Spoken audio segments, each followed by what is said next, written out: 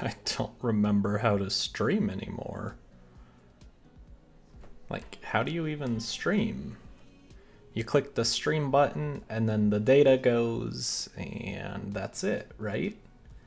That's all there is to it, I think. At least that's what someone told me at one point. Oh my goodness, come on. Computer, work with me. Work with me. Zoom that over so I can see the text. I don't remember if I need anything else. What if no one shows up? That's the real scary part right there. What if no one shows up and it's just me here all lonely because it's been 3 weeks? Oh, what a world. Don't need to play Dream Daddy at that point. Yeah, what's up, Angel? Yay, you came back. No, I wasn't streaming the last 2 weeks. When I said 3 weeks, I meant I would be streaming the 3rd week. That might have been my mistake on wording and all that. But no, this week I'm back, and I think next week I can find out real quick. Let's see. Today's the 7th, right? So I have a game on the 13th, and then a 10 a.m. So the next 2 weeks I'm good. The next 2 weeks I'm good, and then the 2 after that, not so much. Then there's a random Thursday game in there somewhere. All right. And then after that, I should be good till playoffs, just about. Ooh, how exciting. How have you been, Angel? I guess we have to start a new game. Guess we have to start a new game. Gotta figure out a dad and all that. Oh, sleepy dad. Just pretend to be dead. I let my tongue roll out of the mouth and stop breathing. Perfect. Amanda shakes me. Come on, Dad. This hasn't worked on me since I was 6. Who are we wooing now? I never had a chance to get caught up. Oh, the tragedy. I think Joseph was the consensus. Amanda, I bequeath to you all my earthly possessions. Spread my ashes over my recliner. Okay, well, your corpse better get into the moving van because it's leaving soon. That's true. We do probably want to get out of here. Do I not have my fast forward button until I create my lovely dad?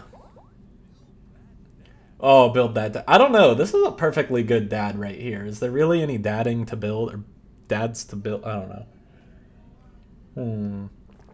Default dad. That's just horrifying. So let's see. We need someone in the middle. We need a jacked dad. I think that's how it should go. Jacked. And, get darker skin. Darker. Oh, I like that one. Less hair, please. No can do. What? Less hair than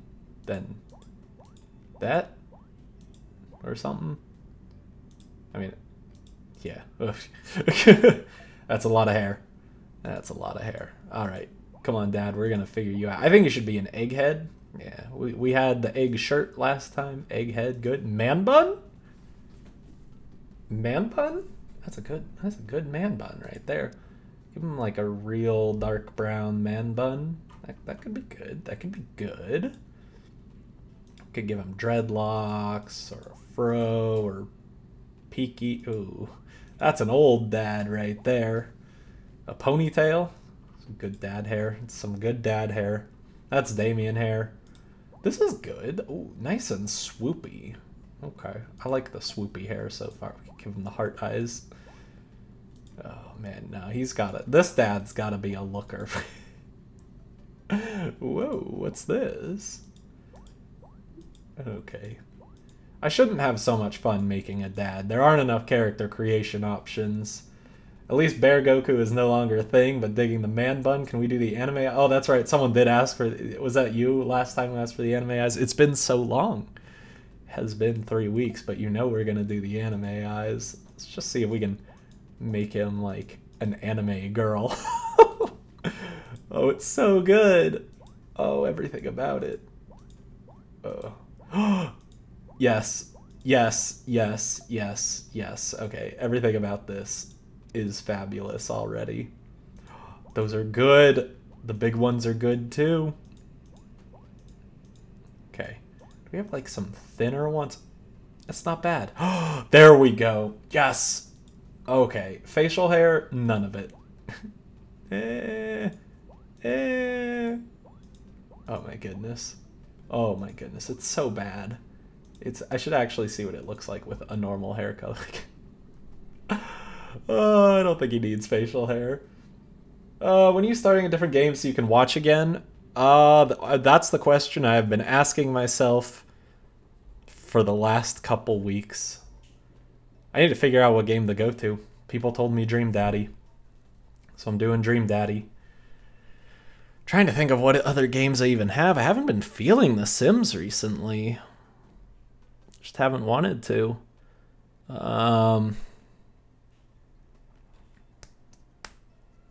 Also, this must look great on stream. Just, Dustin, it's Satan. Ah, Satan. Hello. Long time no talk. It's been a while. Must woo all the dads first. Achievement hunt. So that's what scares me. The dads take a long time to woo. Glasses? They don't have any, like, good no glasses. They don't have the kind of glasses that make you look better when you take them off. Because they just have all these, like, lame glasses. I mean, I could do, yeah, no, I hate all the glasses. They need thin rim, but in, like, this shape. Like, yeah, no. Piercings? I think piercings might be a must. Ooh, temple piercings? Ooh, I don't know if I can do that. No man? Why no man bun? Oh, okay. Oh, duh. You said you liked the man bun. I don't know why for some reason. But I totally thought you were talking about the swoopy hair because I don't know what I'm talking about anymore. I don't know if I actually like any of the piercings. I mean, we could do a nose piercing. Would be an option, but I don't like how it sits on that. Okay, what is the most? Oh, that's a very good shirt. That might be the one we need to go with. Some topical cherry blossoms and all that. It's not bad. It's not bad. All right, I don't know. I'm thinking topical cherry blossoms. That's my idea right there. Satan says you should do a man bun next stream. I should do a man bun? I would not be caught dead wearing a man bun. I am ponytail all the way with my hair if I do anything with it. You like the stars? Stars are very magical. Are we doing a magical girl run? Sagan is #1. I think we might be doing a magical girl run. All right. Name that dad. Let's see. What's the most magical girl name I know? I mean, we could just name him Maho Shoujo. He will just be a magical girl. That's not bad. I've heard worse names. My voice is going to be so ill-fitting with this. I mean,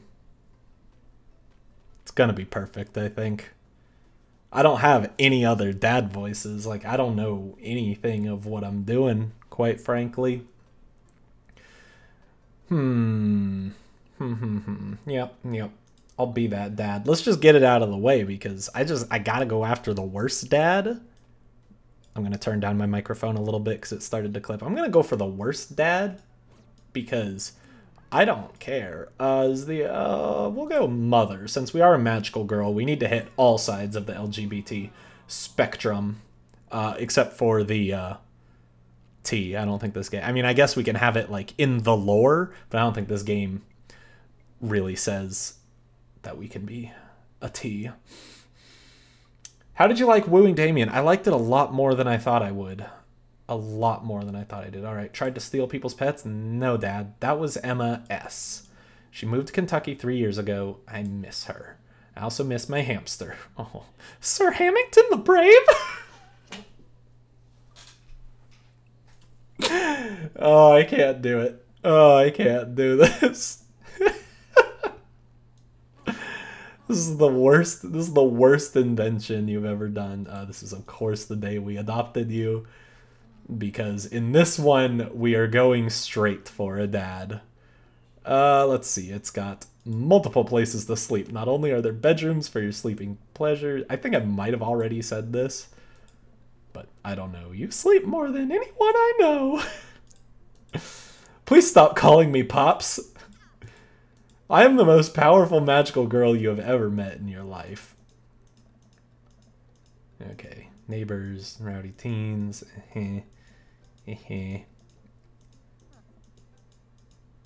Okay, let's see. Yeah, I think I can just really skip all this stuff. That's not literally talking to Joseph. So I think we unpack. I think that's a good way of doing it.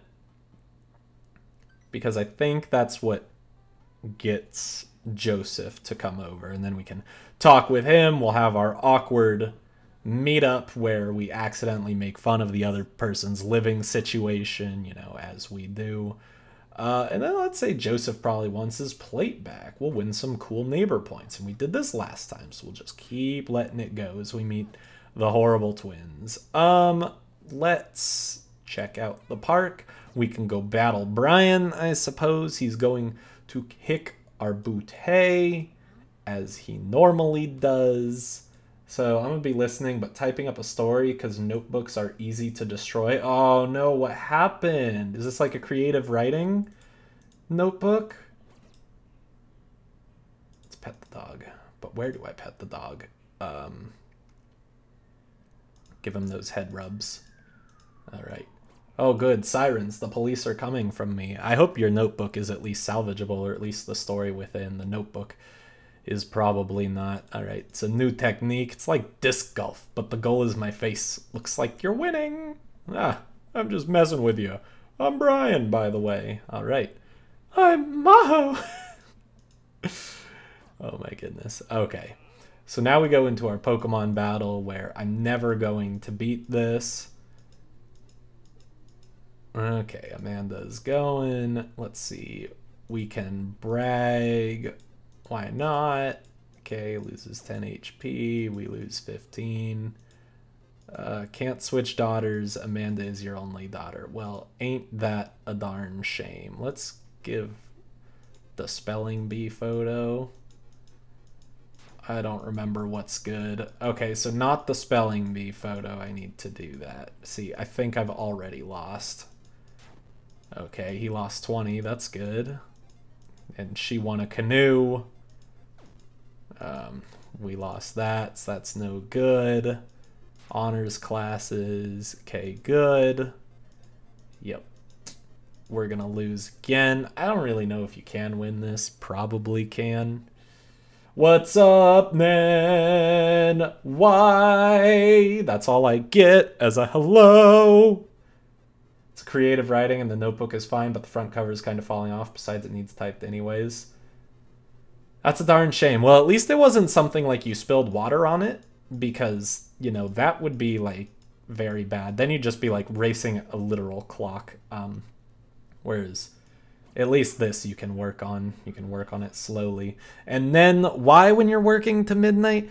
Because this is when I stream. You gotta stop getting shifted. Didn't I turn that down? You gotta stop getting shifted on Sunday nights. Okay. Obviously, that's the only strategy. Let's go to the coffee. Let's go to the coffee place. We already met whoever I wanted to, so we got Joseph. We don't need anything else. Now, Craig will be the next one. Let's get the Giant Fort. Okay. Oh, I didn't read that one. They're a South African group, but I didn't see what else he read. So that's a darn shame. I don't know anything about Diantfort now. How about Right Said Banana Bread? Always good. Considering you write using your gel pens, my story would be destroyed forever and I'd be unable to continue. Oh no. That sounds like a dangerous game right there. I need a nap. Gel pens just sound dangerous, honestly. As pretty as they may look. Okay, we meet Craig. get lots of nices from him. He's just a nice machine. You didn't stream when Crystal was visiting me, but you stream while I'm busy at work. I didn't stream while Crystal was visiting you because I was busy playing a hockey game. I'm sorry. I'm sorry. I am literally the worst. I think that's the only fair way to put it. Just literally Garbo. But I'm still playing Dream Daddy, so I guess I got that going for me in your guys' eyes, right? I am secretly the mayor of this town. I think I said that last time too. Go out. I can go out and watch the game and sleep with Robert. But that doesn't say, I mean, well, no, I think we want to do that. Let's see, because we want to meet, what's her name? Like Mary? I think it's Mary. We want to meet Mary. Keep your word. Keep your word. Okay, this should be fine. So we'll go here. I'm Neil, I forgot about that. Should we buy Mary a drink? I think we gotta buy Mary a drink. Hope you're still streaming in 2 hours, gotta go. Hopefully I will be too. For once I don't feel like Garbo, even though I felt like Garbo yesterday and the day before. You can choose to not. I know I can choose. I'm not going to sleep, but I gotta buy a drink for Mary, because why not? Suppose I gotta keep you company now. So, what do you want to know? What's the latest gossip around here? You came to the right broad. I'm an observer. I watch people. I see everything, know everyone. Nothing gets past me. So... Oh my goodness. So what? I thought you were gonna... I forgot what we were talking about. About the gossip? You said... I need to just go to my normal dad voice. You said nothing gets past you. Alright. I'm also a steel trap. Confidential to a fault. So what else can you tell me about this part of town? It's quiet, that's for sure. If you want an idyllic little life with white picket fences, this is the place to do it. But every town has its secrets, you know. She takes a sip of her drink. That was a little too ominous for my taste. She leans closer. Would you like to learn some of my secrets? Oh boy. Maybe some other time. Suit yourself, sailor. Alright, she's sauntering off. Okay, I happily watch the game over another beer. The game has gotten close in terms of points. A little too close than what I'm comfortable with. After a particularly skilled player scores a number of points for the other team, putting them in the lead, I hear an affirmative grunt from another man at the bar. Go team! Okay, this is where we meet Robert. We can introduce ourselves. Let's just say I like shots. Why not? Nods to Neil, he serves up 2 shots of whiskey and hands ones to me. Here's to your health. I think we can drink with him. I think drinking with him is totally fine and all that. The whiskey burns going down, but I try my hardest to look tough. That is also, I don't think, a shot of whiskey. I don't think you normally get whiskey by the shot. At least not in a glass like that. Isn't that like a 2 or 3 ounce glass? Whatever. We'll be pals in no time. Compliment his hand tattoo. I like your tattoo. Oh, he doesn't like that. That's fine. We don't need Robert anyways. It's a reminder. I wait for him to elaborate, but it seems like he's done talking. Man, this guy is mysterious and cool. Way cooler than I am, at least. Robert signals to the bartender for another round. What are you doing here tonight? Trying to make friends. I'm new in town. Figured it might be good to put myself out there. You seem pretty cool. Key to being cool is acting like you don't care about anything, but actually care very deeply about everything to the point where it's debilitating. Really? Of course not. Okay. Shame. Okay, he's powdering his nose. That means he's leaving, I believe. Don't think he's interested in us. Okay, let's see. Are we heading your way? Well, that's a gosh darn good question. No, thank you. I'd better call it a night. Catch you around? Sure. Alright, we don't want to sleep with him. We want this to be something special. What do you mean, are we gonna do this or not? I plop down on the couch, and I'm asleep before I even get the chance to take my shoes off. Well, that's, I guess, a good night. maybe? Text from an unknown number. Craig is asking us out. I'm going to go back to sleep because we don't care about Craig at this point. Okay. Teacher-student conference, I believe. This is no problemo. We know how to deal with this. We got Lucian to deal with. We don't need him. Wow. She's fine. Yeah, she did not like that. Nobody likes that. We're going bad dad route. That's just how she is. I'm sure she'll pull out of it. Well, you're her dad. I suppose you know your daughter better than anyone. See if you can talk to her about it. I know she values you a great deal and would appreciate your guidance. I don't know what happened to Hugo's voice. It is, quite frankly, scary at this point. Well, he did end up liking something that we did. Let's just make something at home. I don't think we need to deal with that anymore. I mean, maybe I should have, like, talked to or read some of that because that's a new choice, but I don't know. It should be fine. We're cooking some dinner. This is all good. Okay. I probably should have been reading that. Let's try this again. Let's make sure we get this right. Okay. So let's try this. Let's make something at home. Cool. I think with our powers combined, we could throw together a gourmet meal worthy of the food channel. I don't know about that, but I can promise you it will at least be edible. That's the spirit. We drive in silence for a short while. Amanda plays a game on her phone. I should say something. You know, sometimes when a kid gets older, they find that they have to keep things hidden from their parents, and that's okay because sometimes that's what kids do. I think we've already seen this. Yeah, okay, so this part we've seen. I don't think you get it. It's Noah. Sure, why not? That's fine. Okay, so I can ignore most of that, I can believe. But this, Amanda and I get back home and start cooking some dinner. I found this artisanal mac and cheese recipe online that I've been dying to try. Artisanal? There's 2 ingredients to mac and cheese. Mac and then cheese. Dad, please try and enjoy the finer things in life. I think you of all people should be able to appreciate what one can do with cheese. Plus, it has bacon in it. Aren't we, as a society, collectively over bacon? Bacon never stopped being good. It just has a PR problem.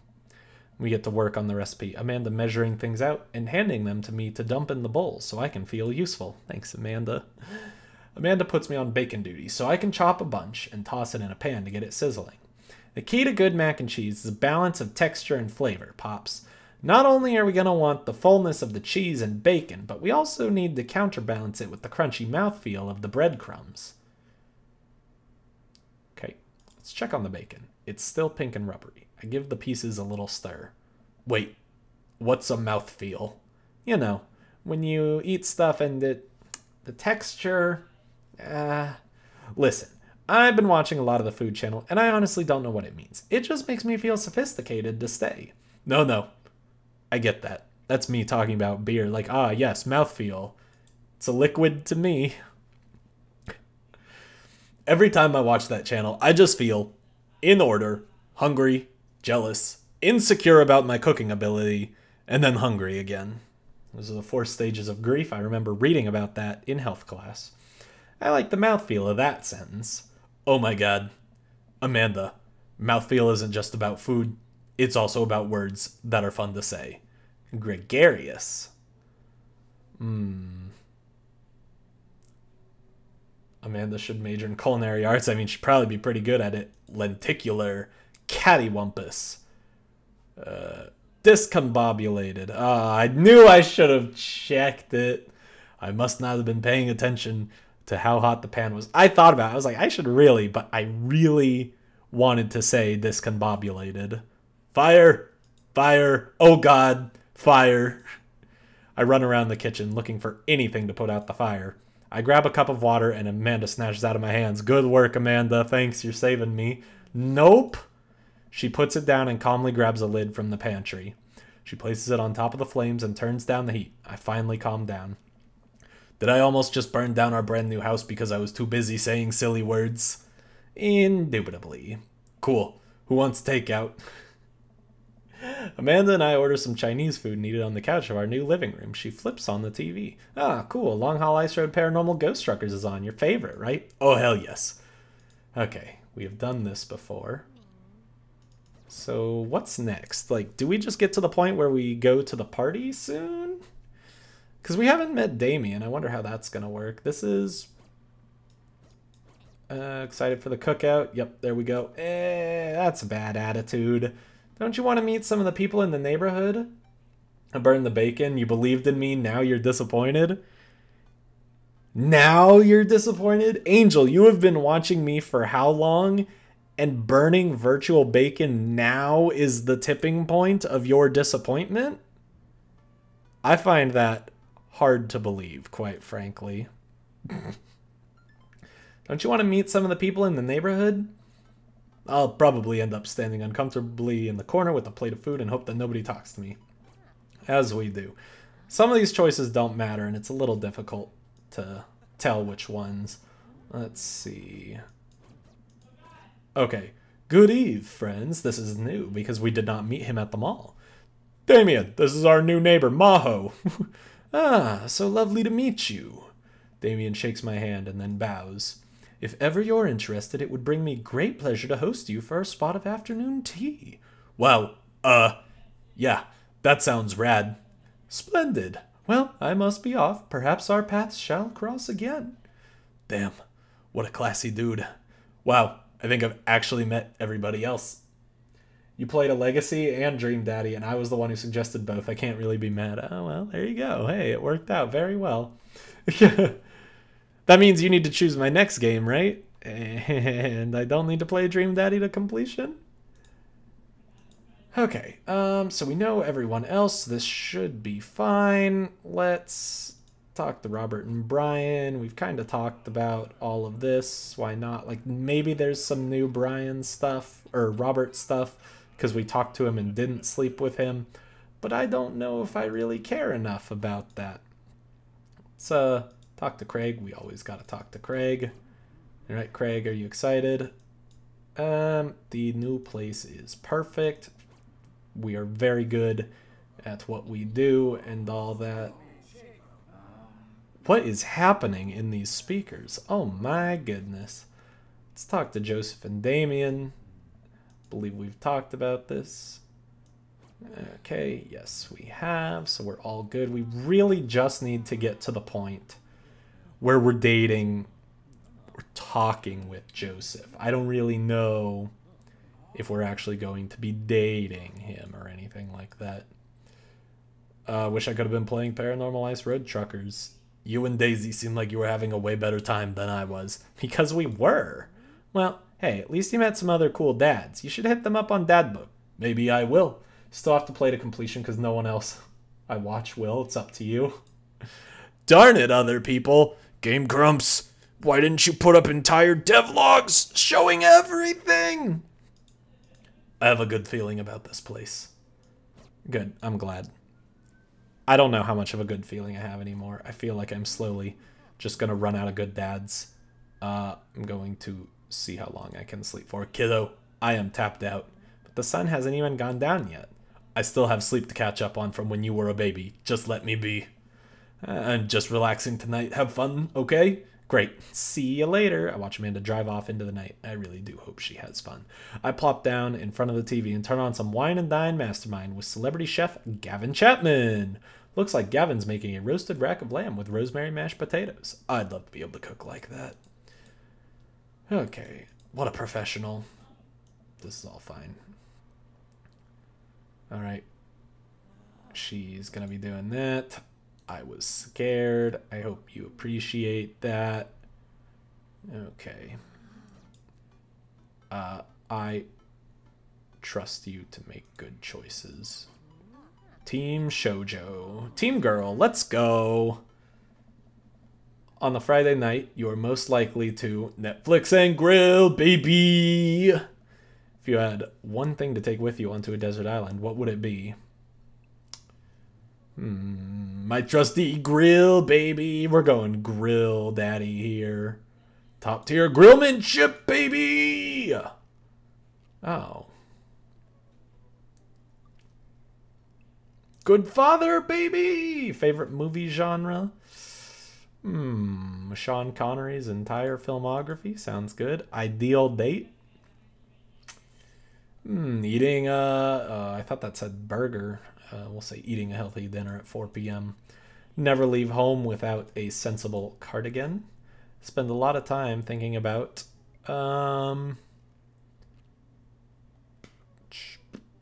lawnmower modifications. That wasn't so bad. I don't know if that like actually affects anything. Maybe that affects like the score you get. So you still need to woo Craig, Robert, Hugo, and Brian. Craig, Brian, Robert, Hugo. Yeah, that sounds about right. Oh my god, we have only done 2 dads. We've only done 2 dads. How? We have done so many more dads than that. Voted Maple Bay's #1 youth minister for 5 years running. Living in my hometown with my beautiful wife and our 4 amazing kids. If I'm not at church, you can catch me out on the open water, setting sail on the seas of adventure. I love playing guitar and crushing my kids at Candyland. Lead the community in a fun mixer. My 6th string. My loving wife. It's a bad turn on a dating website. I guess this isn't a dating website. Ship captain. Feel good movies. Lovely night on the town with my wife. The Good Book. How I can be a better man, husband, and father. All right. All right. If you're sure, Joseph. This sounds like you're making it all up. But if you insist, I suppose I have, nothing to complain about. His family's a little weird, but Joseph seems cool. I should take him up on his offer to hang out. Wait, how do I hang out with a priest? I don't go to church. Should I be Jesus-y? I imagine Joseph's family staring at me as I fumble through some sort of prayer attempt. Maybe not too Jesus-y. A light smattering of Jesus. Should do Robert. Hugo should be least because he's awesome. Oh, he should be last. Okay, Hugo's awesome? All right, strange.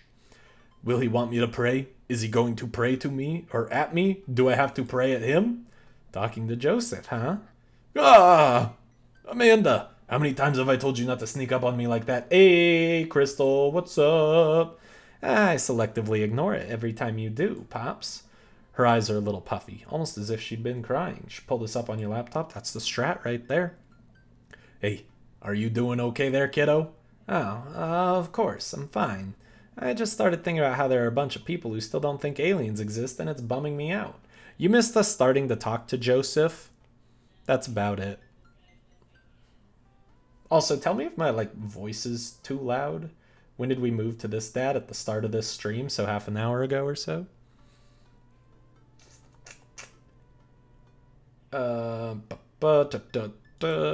Like, space is so infinitely huge. Just because you can't conceive it doesn't mean it can't exist.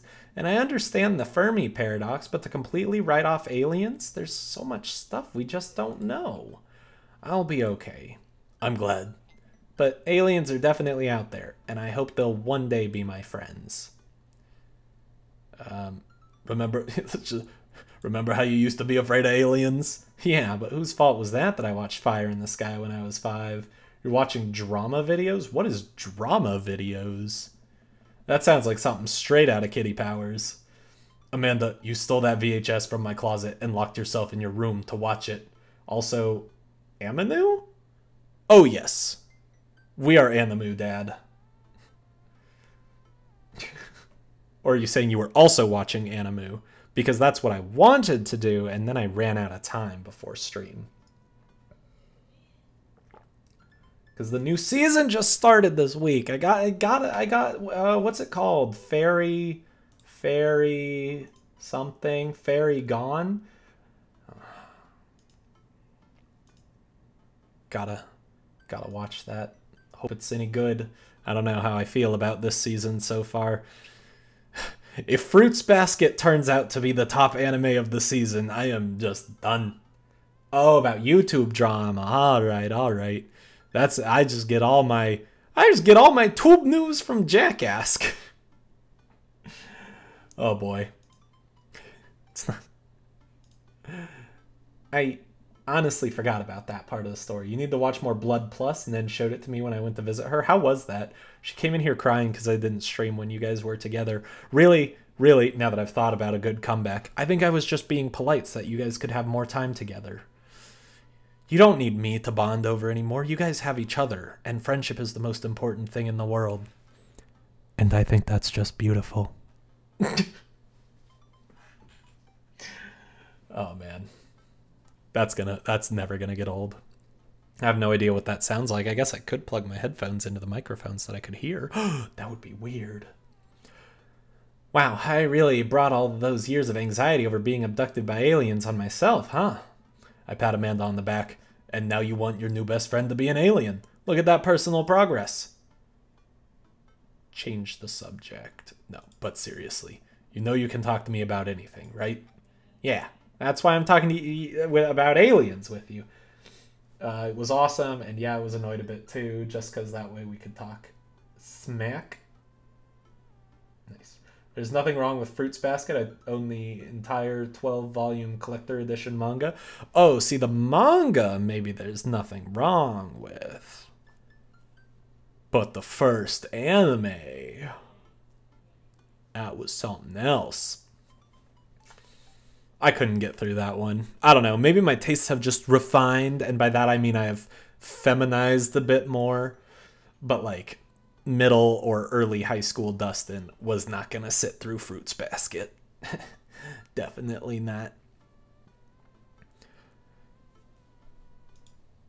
Okay, just remember that it's okay to be sad. And also remember that I love you very much and only want what's best for you. That's all. All right. Jeez, don't make me cry again. Amanda looks over my shoulder at the screen. Joseph can't read your mind, you know. If you want to talk, just message him. Didn't like the anime, but the manga was amazing. I would recommend reading it.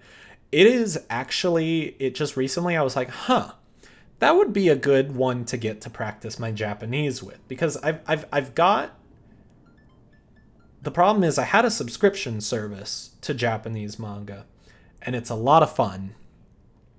And then it just kept piling up because I like never really wanted to read any of them because it's like I couldn't control which ones I was getting. So I was like, okay, well, maybe I need to cancel the subscription service. As much fun as it was, as awesome as it was, I was like, I need to be in control of my own fate. So I don't know. Fruits Basket was one I was thinking. I was like, it seems like it would be simple enough to pick up and maybe I could understand some of it. But I've never been friends with a priest before. What do I talk about? My favorite Bible passages? Ice cream socials? Khakis? I mean, I hate Attack on Titan. Everyone has different tastes. I have never watched Attack on Titan, so I can't say I hate it. But I'm kind of with you there. I'm like, it's like, what, on season 3 or 4 now? And everyone loves it every time it comes out. And I'm just like, action doesn't interest me. I never watched Dragon Ball Z. I never watched like Full Metal Alchemist. I never watched any of those. I'm like, my genre is cute girls doing cute things. That's the best genre right there. First of all, he's a youth minister with a tattoo, not a priest. There's a difference? You're overthinking it, Dad. Listen, just put it like this. Hello, neighbor. Thanks again for the invite to the barbecue. I'd love to hang out soon if you're not busy. Isn't that a little too business casual? Fine. Give me the keyboard. I got this. Every time I try and watch it, just don't like it. You like Full Metal Alchemist and I like One Punch, but I can't with Attack on Titan. I haven't watched any of those, honestly. Like, I discovered my love last season of trashy drama anime. That was a roller coaster of emotion. I don't know how I feel about it, but it was good fun. It was good fun. Man, the focus is on the keys. Hi, Joseph. It was great meeting you and your family. I'm still new around here, so if you'd like, I'd love to hang out and get to know you. See ya! The smiley is a nice touch. Your action and romance, Fairy Tail, Naruto, Full Metal Alchemist Brotherhood. It's good stuff. One Punch Man is just funny. I've heard that. I don't know. It's not the right kind of funny for me. I don't know. It just, maybe it's because it's supposed to be kind of like a parody on the action genre, and I'm like, well, parodies aren't funny if you don't like the source material at all, or at least don't know it well. So I'm like, that's probably why I don't care for it. But I mean, like, Konosuba, now that's my kind of funny, because the isekai genre, they just hit the nail on the head with that parody. And I'm hoping Isekai Quartet this season will be good, but it's like short form. It's like 12 minutes each. So I'm like, okay, I don't know. We'll see. We'll see. But I haven't watched, I think it's Overlord, and then there's one other that has a character in there, but it has Konosuba and ReZero. So I'm like, I'm down with this. I'm down with this. And I need to watch Overlord soon anyways, just because I've been listening to the openings to that. Ugh. That opening makes me want to watch Overlord. You like random animes? Peach Girl, Seven Deadly Sins, One Punch, Nana, Death Note. I think we have Peach Girl in manga form. You recommended Seven Deadly Sins. I don't do One Punch. I've only heard of Nana, and I did Death Note way back in the day when Death Note was popular. Peach Girl is basically a drama anime with a tan ginger. What a way to describe it. Almost immediately, I receive a response. What did he say? I don't know. I don't know why, but I thought he started off with Japanese just because my name was Maho, so I thought it just said Ohio. I was like, oh my goodness, here we go. Is Joseph a secret weeb? Because I'm down. Hi, Maho. If you're not doing anything in a bit, the kids and I are baking treats for the church bake sale today, and we'd love to have you over. It'll be a blast, so let me know. Oh, that wasn't so bad. He uses a lot of exclamation points. Hey, me too, buddy. I'm more concerned about him signing his name with a tilde. Oh, yeah. I'm willing to let it slide this time. I respond back. Sounds like fun. Maho. Well, guess I'm doing this. Great! Come on by the house as soon as you're ready. We'll be here. Save a brownie for me? Promise you won't sneak up on me anymore? Amanda stares at me, unblinking. I don't make promises I can't keep. Real to a fault, Pops. Nana's a story of two girls with the same name and weird love stories, and it's beautiful. Okay. It's the one, I think, with the kind of weirdish art style that I don't know how I feel about, though. I think that was my issue. And Dad, please don't be weird about the religion thing. Me? Weird? Never. I make the short walk over to Joseph's place. Don't be weird, Maho. He's got an anchor. On his house. He thinks his house is going to fly away. This is amazing. But what if they hang up a bunch of crosses? Or collect those little porcelain babies? What if they're all praying? Do they pray before dinner? During dinner? Over the porcelain babies? A girl I used to be friends with called me Nana, and I would call her Hachi. It was one of the Nana's nicknames. Nice. Oh, I get it. 7 and 8. It's good. It's good. Good one. The door begins to creak open, a shadowy figure obscured on the other side. Who's there? Maho. The door opens the rest of the way. It's Joseph's eldest. What's his name? Hey. Hey. Christian. Crap. Crap. Load. Load. So I felt the same about the art stuff. The story's insanely good. Alright, well that's good to hear. Chris. Hi again. I'm Maho. I know what your name is. Oh yeah? We met at the barbecue. How's the, Please don't say it. Jesus.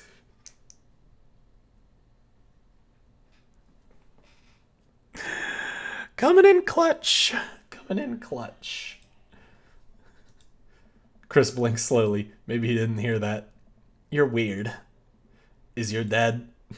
Before I finish, Chris walks into an adjacent room, leaving me in front of the open doorway. Home. This was a great first impression. For a moment, I wonder if I should just go in, further subjecting Joseph's family to my winning attitude and artful charisma. Mercifully, Joseph, he peeks his head. Perfect, that's a sentence right there. Joseph, he peeks his head around the corner. Maho, you made it! Joseph approaches me with his arms wide. I need to turn my mic down even more if I'm going to be doing Joseph's voice. I'm so glad you could come by. Are you ready to bake? I am not. I'm as ready as I'll ever be. Well, the whole nickname is Hachiko, like the dog, because they say she is like puppies, but they shorten it to Hachi. It's still definitely 7 and 8. 100%. That's the kind of semi-confidence I like to see in a baking assistant. Come on in! Please, let's do it. Joseph leads me into a bright, spacious home full of nautical knickknacks. That is not a knickknack. This isn't what I imagined at all. It's actually pretty charming. I believe you met Chris, who left you outside. Chris? Are you going to apologize? Oh, right. Sorry. Try to make eye contact with Chris, but he keeps looking away. He must be really shy. It's all right. Next time, just be a little more inviting to our guests, okay? Sure. Chris seems to relish the chance to escape the conversation and quickly vanishes into his room. Joseph turns to me apologetically. Don't take it personally. Chris likes to keep to himself. I mean, we didn't start off on the best foot in the world. Plus, being the eldest in the family can't be easy. The 7 and 8 is like the running thing in the anime. Okay. See, I'm smart. I can figure out anime just by hearing some of the names and all that. We try to cut him a little slack where we can. And here are the twins. Christian, Christy, say hello to Maho. Hello, Father. Hello, Maho. Kids, come on, dial it back on the creepy twin shtick. Creepy twin shtick? We should get to baking? Maybe it's better if I don't shift the power dynamic of the creepy nightmare twins. Are you guys going to help us bake? We don't want to bake.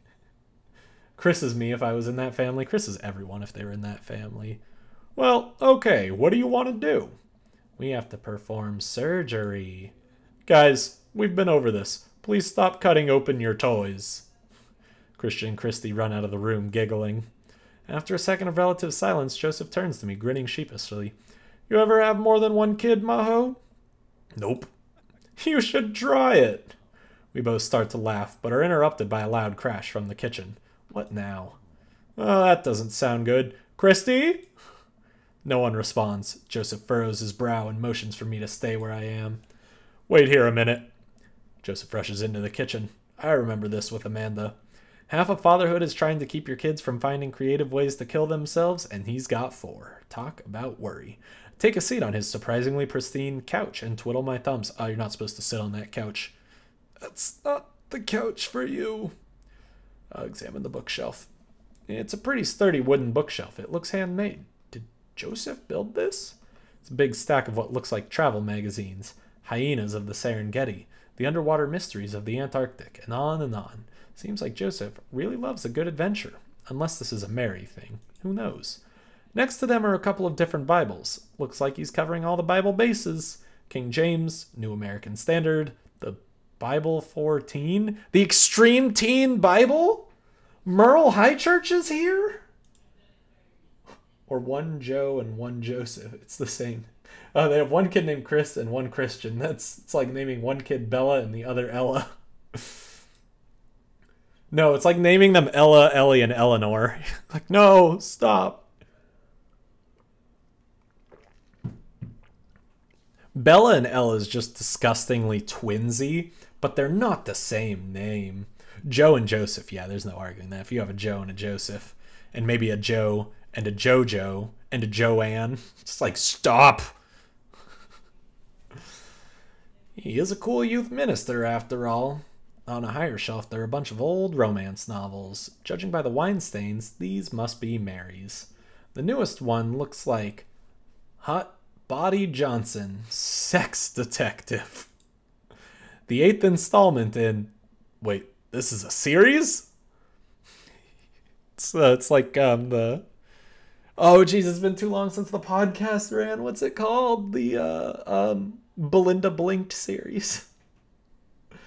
Oh, that's exactly what I'm expecting it is now. Let's examine the coffee table. There's a couple cool knickknacks on the coffee table in front of me. Hey, a cross. Hey, another cross. This one looks a little different. And a third cross. Unified design aesthetic. Smart choices.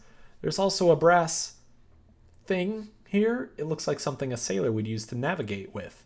I think they're called sextants. Heh. Sex. Examine the floor. Well, you have this many things, or you have this many kids, you have this many things, and kids are bound to end up on the floor. Let the bodies hit the floor. No matter how hard you try to keep it clean. You had Amelia and Cecilia in your Creech legacy, and they were twins, so you're one to talk. Again, that's just overly twinsy names. They are not the same name. I will take that to my grave. They were supposed to be disgusting and twinsy. Also, I don't remember Cecilia at all. I need to go back. I don't think I ever... Did I ever make that family tree? I don't think so. I need to make that family tree. I need to see if I remember how to do it. If I recall correctly, it took a lot of work in Photoshop. Sheesh. I spot a terrifying cloth doll that appears to have had both arms pulled off several times. It's been stitched back together a lot. I'm guessing that's this. You're not examining the floor. That's the other couch.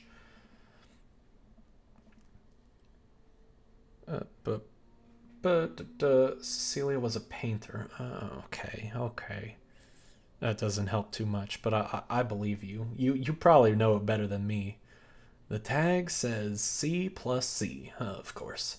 I set that down and spot a houseplant. Hey, little guy. Keep being you, tiny houseplant. I spot one last thing on the floor next to the houseplant. It's a silver necklace. Wow, this looks expensive for something casually tossed on the floor. If there's a story here, it's none of my business. It's been a while. I guess I should go in the kitchen and see what's up. Walk into the kitchen and find Joseph holding Christy in one arm. She seems a lot calmer than she was a minute ago. I raise an eyebrow at Joseph. The twins are a lot more manageable when they're separated. Where's Christian? He ran off. Christy dips a spoon in the brownie batter and gives it a taste. Dad, it's too sweet. You're too sweet. No, I'm not. You're so sweet we might have to water you down with spiders. No! Not spiders, cried everyone unanimously. Oh, okay. Joseph begins tickling Christy with his free hand. Between the laughing and squirming, I don't know how he's got a hold of her, but that girl is locked in place. Man is a professional child wrangler. Should have just named them Jesus, Moses, and Faith. It's not bad. Christy fixes me with her best puppy dog eyes. Save me from the spiders.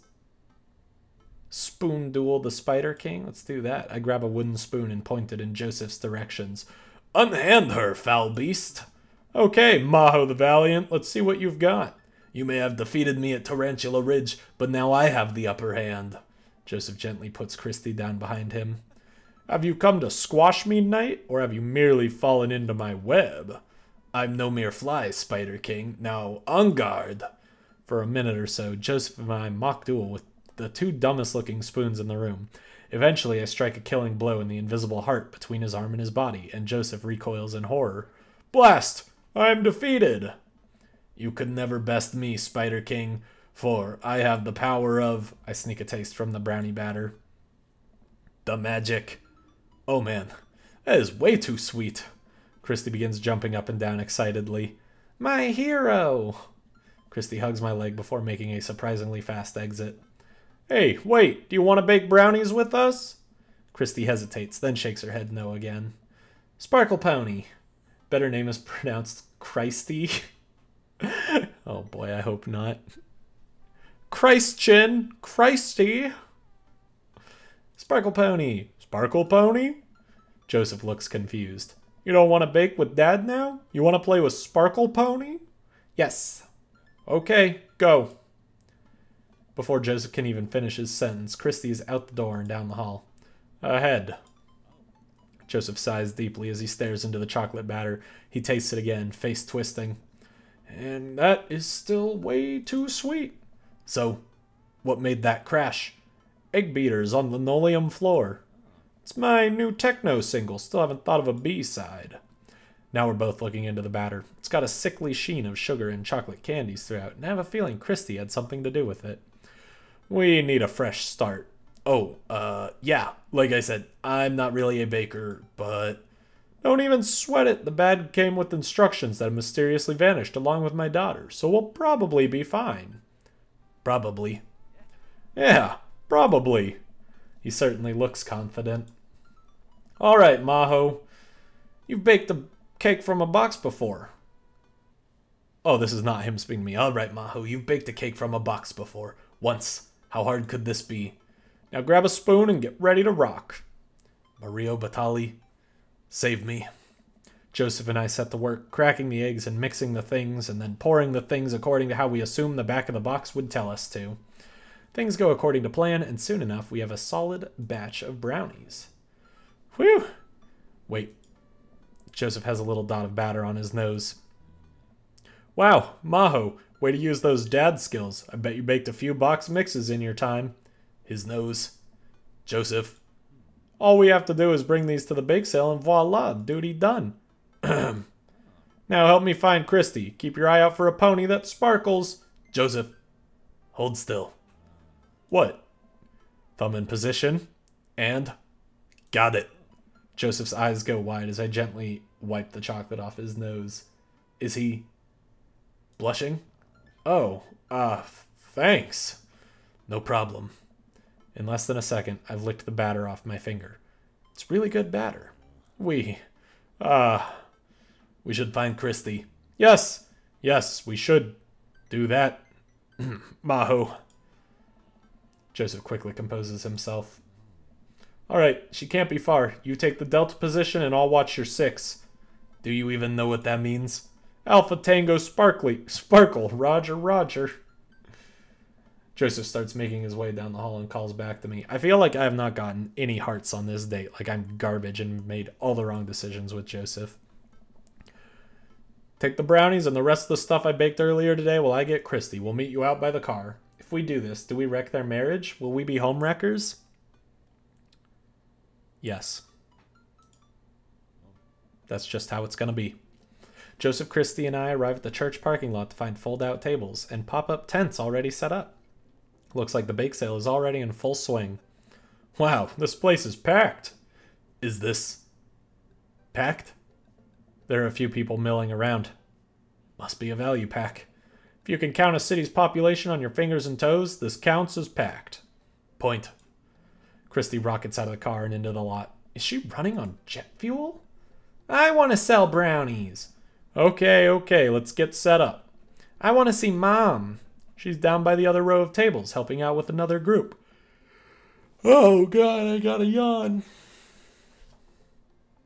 Whew, that felt good. That was a good yawn right there. Want to go over there and tell her I said hi? Mom! Christy zips off immediately. Joseph seems unconcerned. Does she always run that fast? Yeah, and I can only catch her half the time. These knees aren't what they used to be. I remember when Amanda was her age, I couldn't get her to sit still for 5 seconds. Yep, great age to deal with. While Christy's gone, Joseph and I arrange all of our baked goods on the table and settle in. So, are we allowed to eat any of our own goods? Look, if I don't see nothing, I don't say nothing. The man upstairs has strong feelings about snitches. Bet you it's a drinking group or she's trying to get sick. Weird. Why? Oh. That's different. Okay, yeah, that changes the meaning of things, I suppose. Does he actually? Joseph shrugs. He eats a brownie. It looks like some of the other stalls are selling drinks, little handmade crafts, and other sweets. Whoa, someone brought a soft serve ice cream machine. I gesture to it. How are we supposed to compete with that? Please, this isn't my first time into the rodeo. The bake sale rodeo. There's actually no rodeo here. It's just a bake sale. I think you and I put together can make one pretty convincing argument for these brownies, don't you? Oh yeah. There, okay, now we're getting some hearts. We high five, so I just gotta be confident. Confidence. If you bake it, they will come. It's not long before we have our first customers. My dude. Hiya. Matt. Oh, Matt. Carmencita. Great to see you guys out here. Happy to support a good cause. Plus, as the owner and proprietor of the Coffee Spoon, an establishment that specializes in baked goods, I have to scope out the competition. Joseph leans close to me. This guy knows his stuff. Stay on your toes. So, what recipe did you use for these brownies? Don't say you used the box recipe. Don't say you used the box recipe. Have Joseph take his shirt off. Many people would buy anything from that man. It might work.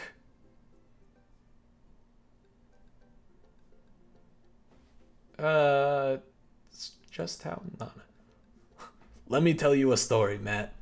The way they made brownies in the old country? Yeah, that was all thanks to Grandma Shoujo.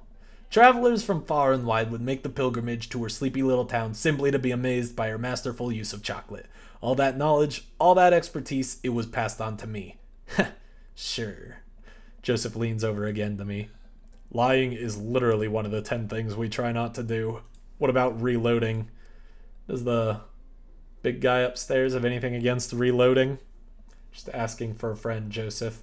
Okay, so I do need to follow my Christian values. He said he didn't care if I, like, literally stole a brownie, so I just let the baking spirit move through me, you know? A little bit of flour here, a pinch of salt there. It's sort of like interpretive dance, but with cooking. Interpretive cooking, yes. You can never make the same thing twice. Every batch is special. There will never be another batch of brownies with the exact flavor sensation that these right here have. It's a once-in-a-lifetime opportunity, Matt. All right. We'll take 2. Actually, we'll take 3. I ring them up and high-five Joseph as our happy customers walk away. See? Not so hard. Yeah. I'm hot off the good feelings from that last sale. Who's next? We sell brownies to a bunch of people I don't recognize, but who clearly know Joseph. Eventually, another familiar face pops up. Maho! It's Brian. Big guy always gives second chances. All right, that's good to hear. Thanks, big guy. Close enough. Close enough? I don't know. Did he, like, spell it wrong? I don't know. Can we interest you two in any of our fine sweets and treats? You sure can. I bet I could eat 10 brownies. Must resist urge to be competitive. I bet I could eat 11 brownies. Let this man buy his brownies. So we'll put you down for 10? Better make it just 2. 1 for me and 1 for Daisy. Coming right up. You excited for youth group movie night, Daisy? Yeah, what's the movie? It's a surprise. Joseph leans over to me. Yes! It's the Fast and the Furious. I just watched that with Peggy literally 2 days ago. Literally 2 days ago we watched Fast and Furious. Because sometime last week I just went out to her and I was like, Peggy, I got a proposition for you. I love Tokyo Drift. I have seen Tokyo Drift 10 times. I want to watch all the Fast and Furious movies. And she's like, all right. And then on Friday she was like, do you want to start watching the Fast and Furious movies? And I was like, yes, let's do that. So next up is Fast and Furious 2, and then I get to relive Tokyo Drift again, and then move on all the way up through, is it Fateful 8 or something? Or Fate of the Furious, that's what it is. It's great. It's great. What's up, Liz? How are you? And don't lie. I can tell. Mainly because your name says you will. Really? If you think about it, there's some heavy religious undertones. Do tell. Joseph hands a baggie to Daisy. I made sure to give you guys the edges. Clearly the superior part of the brownie topography. Thanks, Joseph. Our 2 customers walk off with their purchases. Joseph and I survey our stock. Good. Glad to hear you're doing well. Glad to hear you're doing well. These are selling pretty hot. At this rate, we'll have enough money to pay for a new paint job on the church pews in no time. Wait, what happened to the pews? Ernest spray painted his rapper alias on to them. Young Steinbeck. The apple doesn't fall far from the tree. I would have gone for Young Man in the Sea, but I can respect that. Speaking in ministerial terms, Ernest is hard to reach. In father terms, Ernest is kind of a turd. Being the cool youth minister seems like a lot of work. It is, but it's worth it. Although, sometimes I wish... Never mind. What? It's kind of silly, but... Do you ever wish you could just drop everything and go lounge around on a beach somewhere in the tropics? Drink fruity blended beverages? Fall asleep on a hammock? You know, basically live out a Jimmy Buffett song? Joseph, I think about this every single day of my life. My dream is to live in Margaritaville. One day, my friend... Oh, I think that was me. My dream is to live in Margaritaville. One day, my friend, one day will be on island time. We make a couple more sales to some more church patrons. Everything seems to be going smoothly. Off in the distance, I spot my old buddy Craig. Craig! He's gonna be a hard sell. Craig's a fitness man. I think he comes to these bake sales to test himself, to see if he has the resolve to refuse processed sugar. Are you sure that you're ready for this? We go way back. I got this. Craig jogs up to our table with Briar and Hazel in tow. They're each finishing an ice cream cone, so it's unlikely we're going to sell them on brownies, too. Probably won't be able to sell to the baby. She's impossible to read. It all comes down to Craig. Hey, bros! Hi, Uncle Joseph. Hi, Amanda's dad. Would you be interested in one of our delicious homemade brownies? Oh, man, you're hungry? Pff, I know the feeling. I could go for brownies right now, like so much. Peggy and I haven't not baked since we moved down to LA. Like, that's no good. We gotta bake a lot more. I don't know. Tempt him. You know, Craig, if you really wanted to, you could hit a couple of these stalls and craft yourself a brownie sundae. Get some soft serve, a brownie from your good friend Maho. I think there's a table down there that's selling freshly baked cookies, hot out of the oven. You're eating Doritos. That's the dream right there. Well, I mean, Lay's in my case, but, you know, snacking on chips, that's the dream. Quite frankly. Treat yourself. You deserve it.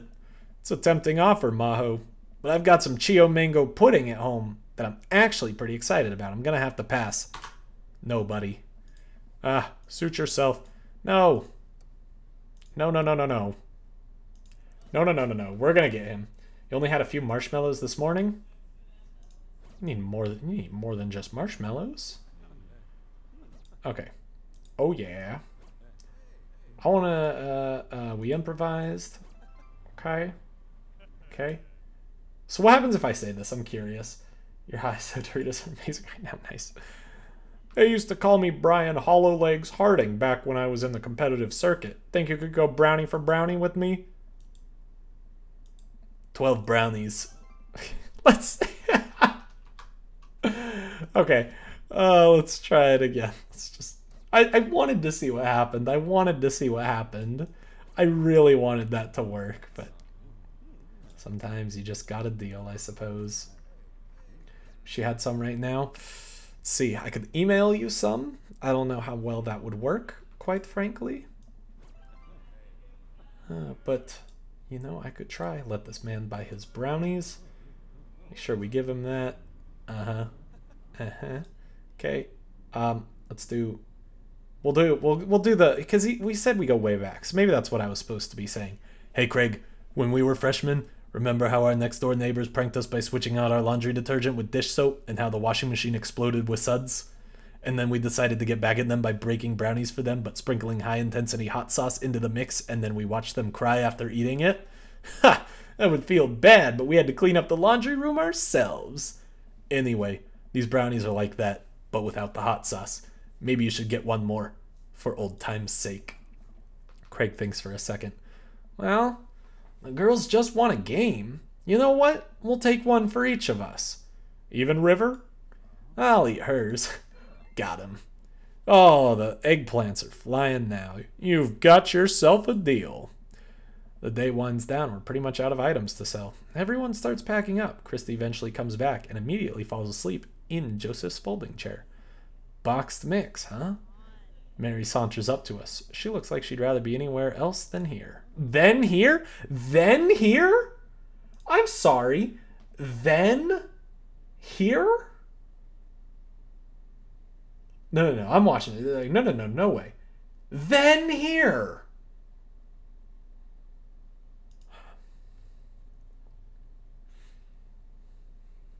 Oh, hi, honey. Yep, they're selling like hotcakes, which is... Actually, they're just brownies. Cute. And boring and safe. Hey, Mary. Mary's eyes dart over to me. What's the rookie doing here? I was just hoping to introduce Maho to the rest of the community. Uh-huh. You get a load of this freak show? What? Weird folk is all. Holier than thou types. Don't you think, Maho? Mary. Let the kid answer the question. Just shove a brownie in your mouth so you can't talk. They seem nice. They all seem like they're really excited to help out the church. That's pretty cool, I guess.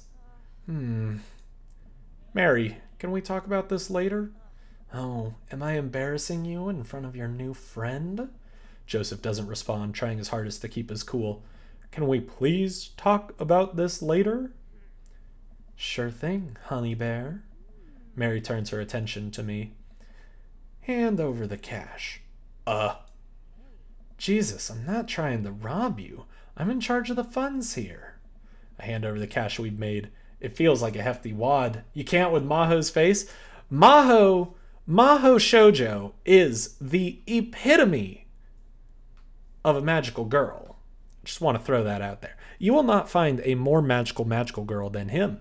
Not Nanoha, not Madoka, not trying to think of one of the girls from Magical Girl Sight, which was a really creepy show, which is definitely not the magical girl type I want to be using. Can't remember. Who's the really cool one with the blue hair? I loved her. The idol. What was her name? Magical Girl Sight. What was your name? What was your name? Just gotta find out.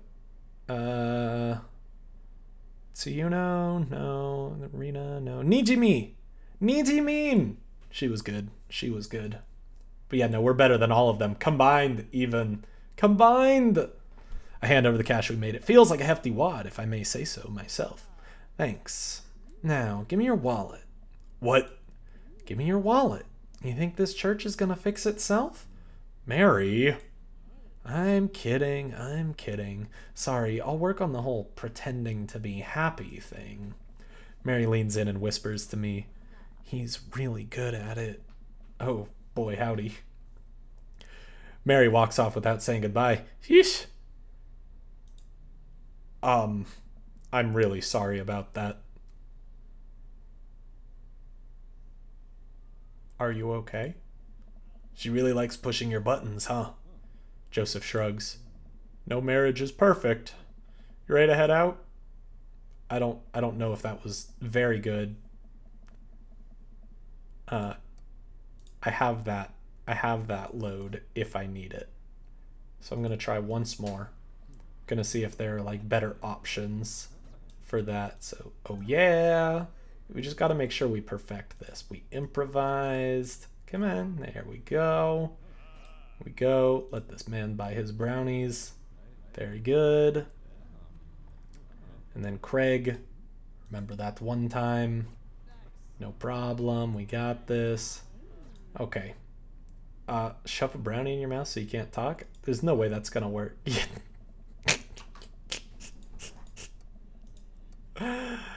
I wanted it to be so. I wanted it to be so. Also, I wish I could like make my own.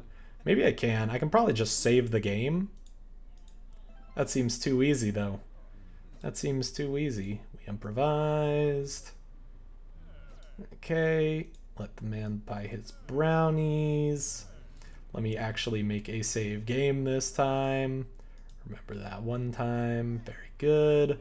Got that for him. The face is so majestic. You should have seen some of the other faces we created. They were something fierce. Okay, so if I say they're kind of weird, like there's no way he's gonna like that. I struggle to put this diplomatically. I'm definitely new to the church crowd. It's different. Mary, can we talk about this later? Oh, am I embarrassed? Oh, okay, so just kind of went for the same one. Okay, let's do brownies fix everything. They all have been beautiful. Not the first one. You guys hated the one that actually looked like me.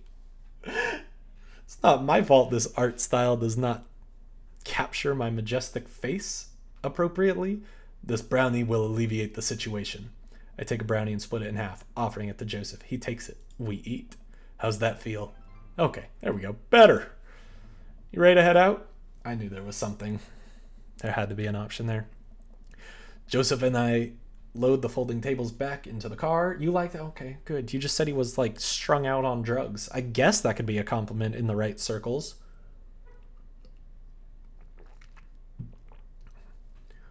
Christy nods off the moment Joseph straps her into the car seat. I drop Joseph off in front of his house. A small yawn sneaks out of me. Looks like I tuckered you out, huh? I'm a sleepy dad. I think I might finally be crashing from all the sugar. Ah, I won't keep you up then. Oh, Joseph, keep me up all night. All night, Joseph. Thanks for helping out today. Happy to do it. Also, happy to eat brownies.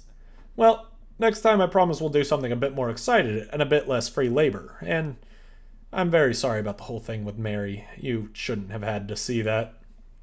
It's fine. Really. I know, but first hangout domestic problems aren't a good look. You barely know me. Let me make it up to you next time. It won't be Margaritaville, but we'll do something fun. Promise. I smile. I'd like that. Oh, and one last thing. Joseph tosses a cling-wrapped brownie through the window. It hits me in the face, but I'm able to catch it. It's the last one. You earned it. Joseph, please don't leave me alone with this brownie. Nope. Too late. I'm already walking away. But... Bye! Joseph walks up to his home. He waves at me before carrying Christy inside. Well, looks like it's just you and me, brownie. Save it for later. I pocket the brownie. This might come in handy down the road. You never know when you need a brownie. I step inside to find Amanda doing homework on the couch. Hey, father unit? Hi, child that I'm required by law to take care of. How's homework? It's really fun and educational. Really? How long have you known me for? Their dream place is so gay. I love it. Their dream... Oh, Margaritaville? Yeah. It's good. They just want to hang out together. Just sipping cocktails on the beach. Take whatever euphemism you want from that. Right. How was the bake sale? Good. I think I really could have made a good life for myself as a brownie salesman. Glad to hear it. So what? Were there any extra brownies, or did you maybe sneak one, or... I think for a moment and realized that I still have the brownie that Joseph gave me. This would probably do better in someone else's stomach than mine. Heads up. Wait. I hurl the brownie towards Amanda. It hits the wall behind her and falls to the ground. Nice throw. She scoops it up and smiles at me. Thanks, Pops. Hey, if you're not going to bed anytime soon, would you be game for some real shark hunters of Orange County? I thought the last hunter got eaten by a shark. He did. I sit down next to her and cozy up with a blanket. Awesome. Awesome. It's my favorite thing. Date complete. How'd we do? I think we did all right. We got good leadership. Okay, dad points, daddy points. We did fine. Couldn't break 1 billion, though. Could not break 1 billion. Or, wait, could not break 100 million. All right, well, Margarita Zone 1 out of 3 is done. All right, that's good.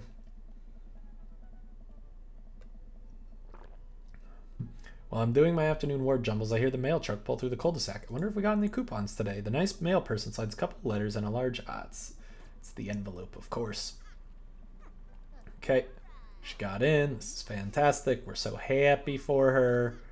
I'm going out here, doing all the best. Okay, whistle while you work. I whistle while I work it. Hello? Hi, this is Steven from Dadmazon. I'm out front with your delivery.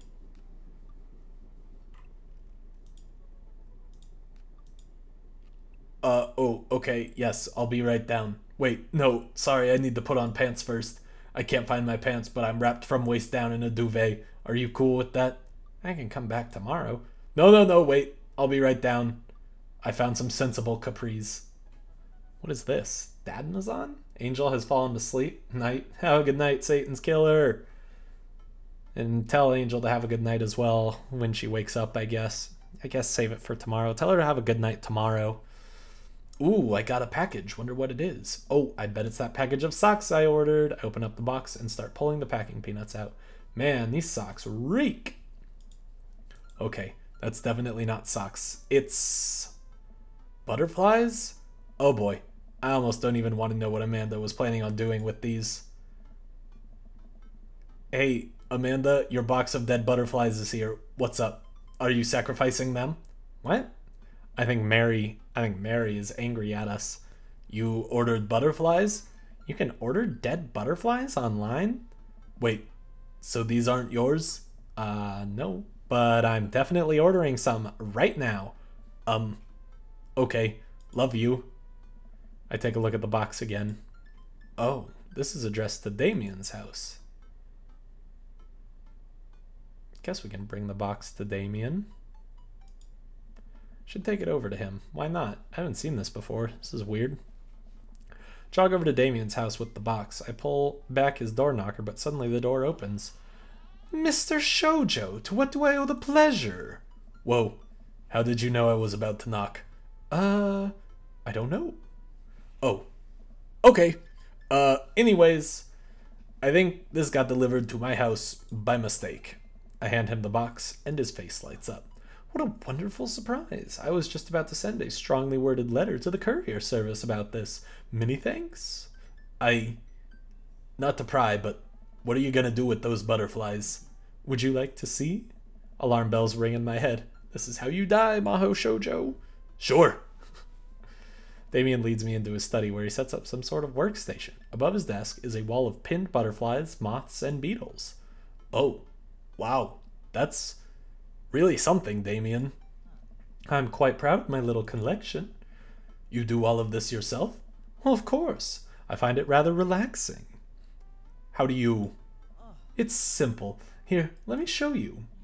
These aren't ready quite yet. They'll need to be rehydrated overnight, so they're easier to work with. I have some over here that are ready to pin. Damien takes a seat at his desk while I hover behind him. He picks up a little triangular paper package and snips off the edges. He pulls out an all-black butterfly and shows it to me. I'm rather excited about this one. It's a turquoise swallowtail. He gently opens the wings, spreading the butterfly out on the table. Then the backs of the wings are a gorgeous iridescent green color. Oh, and the pigment on this one is so nice too. Anyways, pinning a butterfly is actually very simple. It just requires a delicate touch. First, I'll put a pin through the thorax. Damien slides a pin through the middle of the butterfly and places the butterfly on a piece of styrofoam. He carefully arranges the antennae with forceps and begins placing paper and more pins on around it. He does this so effortlessly that it's almost hypnotic.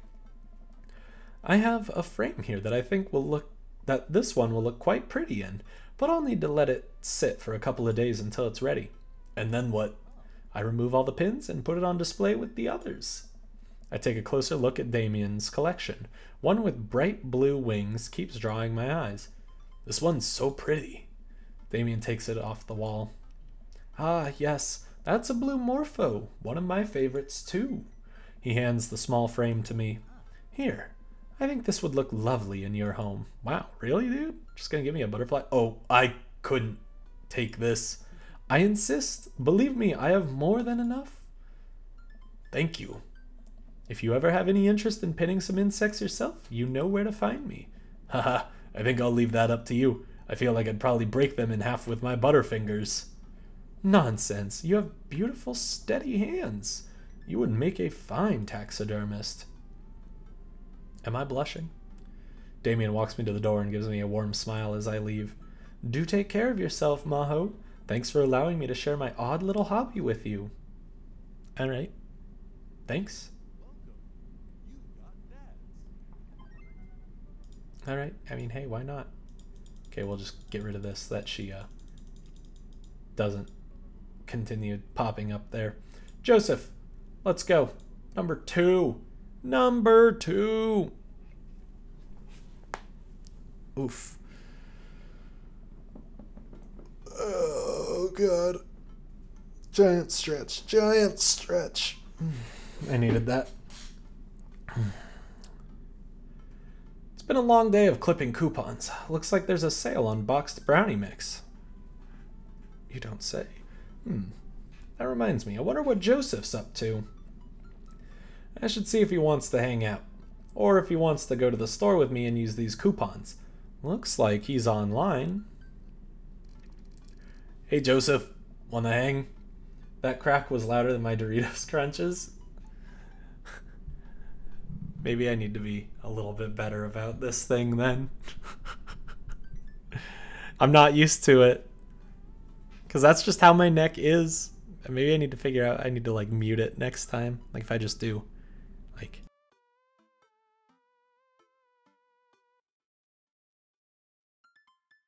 Ouch. Felt good. Takes a moment for Joseph to respond. Maho, hope you finally recovered from your brownie-induced coma. And I know I promised you a fun hang. It was satisfying. There's like this trend when I was like in my senior year of college where like people were watching like chiropractic videos. They're like, oh my god, the pops are so good. And I was like, pop your own back. Like, what do you mean? I'm like, how do you not pop your back? Mine's a mess. I crack my back like 18 times a day. They were just so blown away. They're like, I've never heard of that. I'm like, yeah.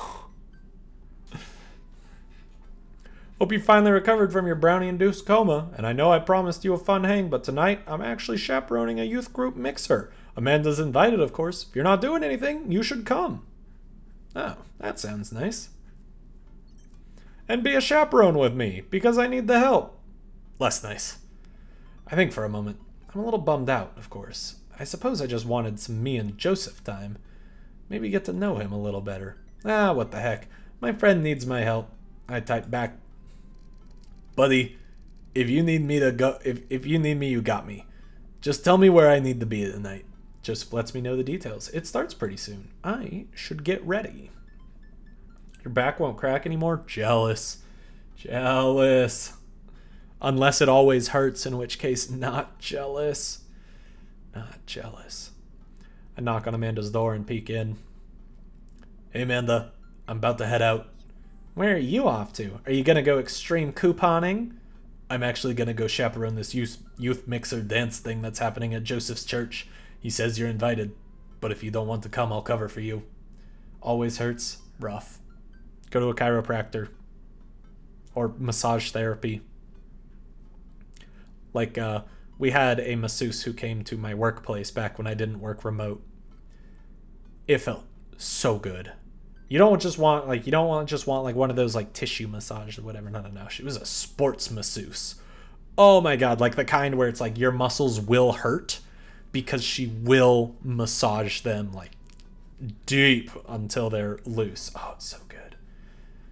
Do it once. I know the feeling of having no money, but do it once. I'm not talking like an $80 spa massage. I'm pretty sure you can probably find just a good sports massage for maybe like $30 or something.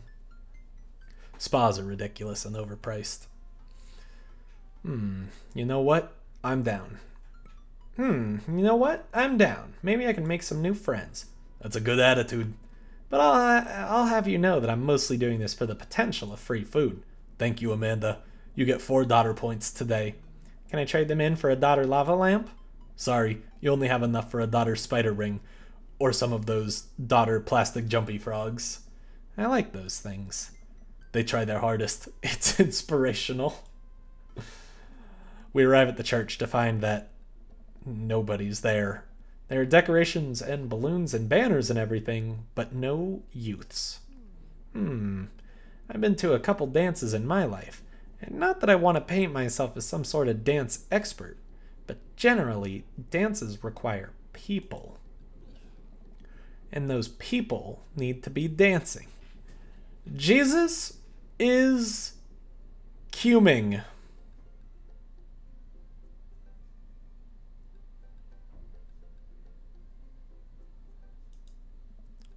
All of a sudden, Joseph jogs up to us. He looks frazzled. You're here! I need your help. Joseph gestures to the hand-painted banner hanging above the church doors. It reads, Jesus is cuming. Yikes. Well, that's certainly a thing. God made all things, Amanda.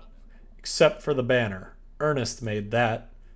I genuinely can't tell if he meant that maliciously or if he just can't spell good. You just gotta make that banner. Just go out and buy like a $5 banner and like some blue paint. You can use your fingers. Then just hang Jesus is cuming up above your doorway. Right as people enter your place of residence, they'll just see Jesus is cuming. And they're like, The cool ones will be like, ah, I see you're a fellow youth as well. You know what God also does? Forgives. He forgives teenagers and he never ever breaks their box mods. Are you going to break Ernest's box mod? No, Amanda. That would be a sin. I think. It's the one right after sloth. Maho, I need your help getting this down before anyone sees it. I can swing that. Amanda, can you help? Physical labor, huh? Amanda begins rapidly scanning the mostly empty room, looking for an escape route of her own. I have to go set up the food. The food's already set up. I'm going to do a final inspection pass on the food to make sure it's up to code. I'm going to eat your food. Amanda's able to bolt away before myself or Joseph can get another word in. Whew, she can really book it when she wants to. Her father was a giant pair of legs. I dated some giant arms once, but it turned out they were all right. You must have been devastated. It was Armageddon. No, it's... I get it. I'll workshop it. There's a gem in there somewhere. I'm really glad you're here, Maho. Are you enjoying my company, or did you just lure me out here for my strong arms and height advantage? Is Joseph tiny? Is he like 5'4" and that buff? What are you saying about my height? A little bit of both? It's always something with you, Joseph. Something handsome and pious? You're not that pious. Debatable. You just alluded to breaking a child's vape pen. I would have lost the debate. You ready to do this? Let's make some magic happen. That's the line I've been waiting to hear. Let's make some magic happen. Magical girl transformation sequence go. Oh, magic isn't real, Maho. Magic isn't real, Maho. Who do you think you're I am magic, buddy. God said that. It's not what Madoka said, though. God was also a bush one time. True. Joseph and I grab a stepladder and walk over to Ernest's banner. That turd Ernest had one final trick up his sleeve. Looks like this nightmare is stapled and taped 6 ways from Sunday. Any ideas? What happened to your strong arms and height advantage? Ah, right. I forgot about those. But I realized my oversized dad fingers are far too large to get leverage on the tiny staples. You got a hammer I can use to pry these off? Maho, this is a church. We get a little nervous around hammers. Oof. Nice. And nails. Got it. I'm kidding. We just don't have a hammer. But we have to hurry. The youths will be here in any moment, and they'll never hear the end of this if we don't fix it. Wait. I have an idea. I run to grab the marker that Ernest used to draw this thing and jump back on the ladder. We can't get it down, but we can send a different message. I only got one shot here. Let's do this right.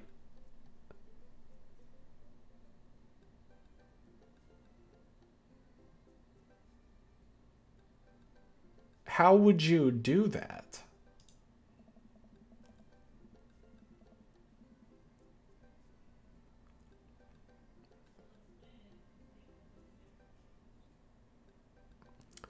Alright. I'm able to turn the U into an A and L somehow. It's a little tight, but it works. Well, that's true, I guess.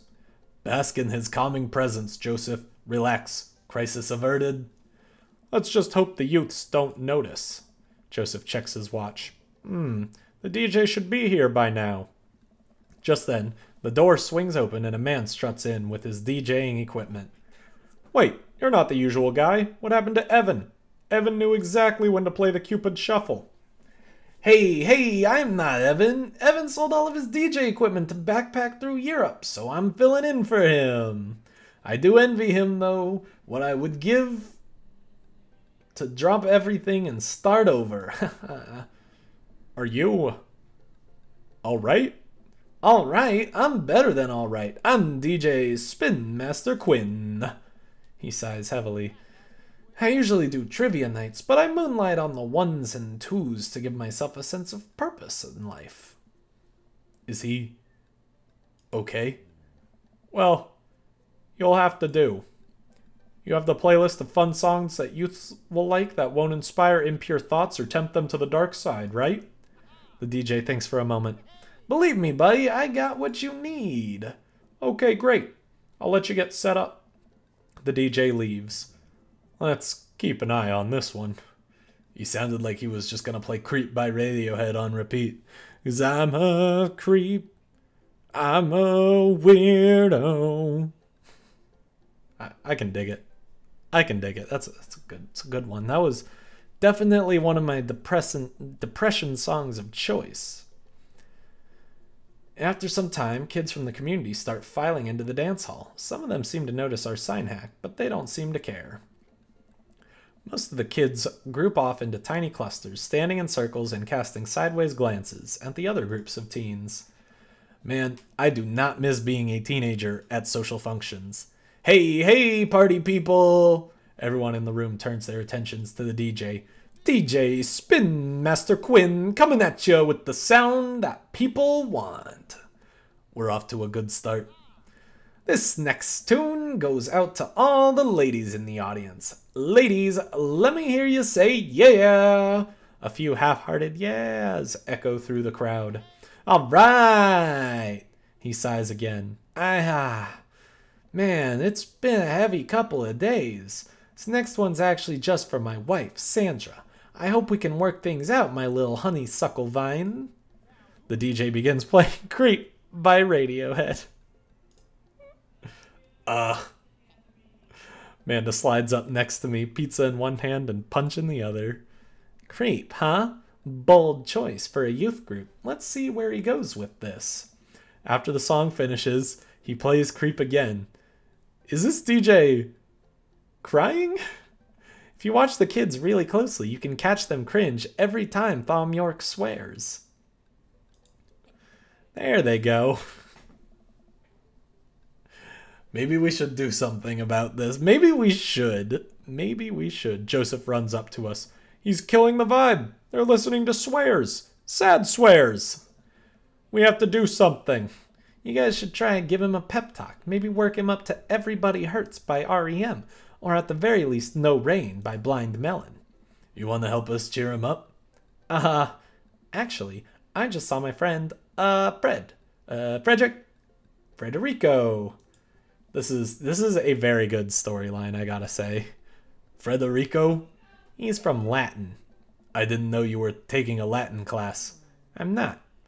So he's from the country Latin? Yes, it exists. Don't Google it. You can go, Amanda. It's fine. And she's gone. Joseph and I make our way to the DJ booth where Spin Master Quinn is having a quiet cry. Hey, bud. Hey, my dudes. How's the party jammin'?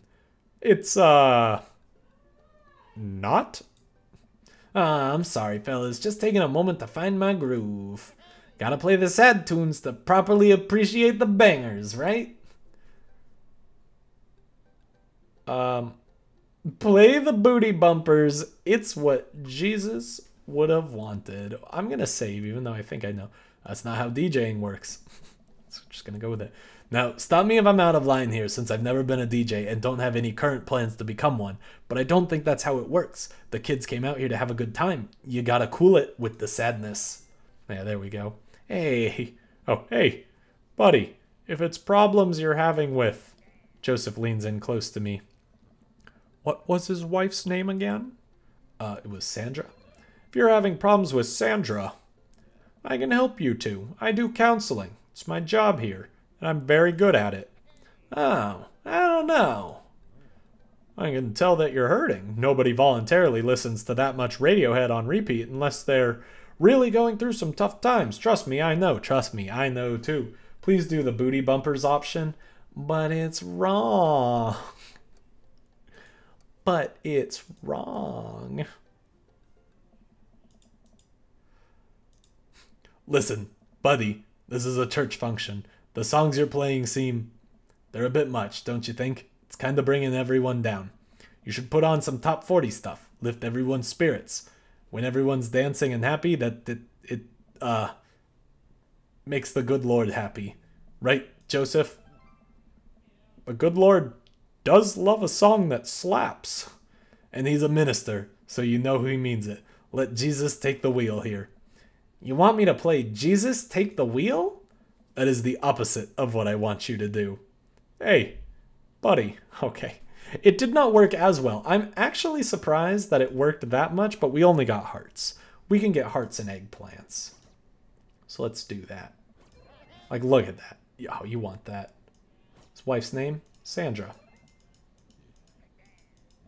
Okay. Joseph places a hand on Spin Master Quinn's shoulder, who immediately collapses into Joseph's embrace, crying quietly. There, bud. It's gonna be okay. Thank you. I'll put on some dance hall anthems. You're the best, Spin Master Quinn. With yet another crisis averted, Joseph and I return to the dance floor. I gotta say, I was actually a little disappointed with that dialogue, except for the Lord does love a song that slaps. That is the line of this playthrough, probably. With yet another crisis averted, Joseph and I return to the dance floor, where Amanda's waiting with an ice cream cone. They have ice cream here. Good work, Amanda. How's it looking out there? Well, for a dance, there's not a whole lot of dancing. Looks like people are starting to bail, though. This is a disaster. Don't be so hard on yourself. This ice cream? Top notch. I'm sorry for dragging you into this, Maho. You and Amanda should just go home. I'm not going to make you stay here for the train wreck. It's not a disaster. We can still fix this. We can. I suddenly realize what we have to do. Amanda, get out of here. I don't think you're going to want to be here for this, or be seen with me after this. Are we going to start dancing? Oh, God, you're not going to. I throw my car keys to Amanda. I'll get a ride back with Joseph. Just remember me as I am right now, not as what I'm about to become. Amanda nods. Nice knowing you, Pops. She runs out the door. Joseph, I'm going to turn it up on the dance floor. With luck, we can get these youths into it as well. Are you in or out? Joseph stares at me. He knows what has to be done as much as I do. See you on the other side? See you on the other side. Joseph and I walk out onto the dance floor in the middle of the room. The youths all stare at us, unsure of what we're doing. Time to get our groove on. Let's start them off easy and work our way up to the more technical stuff.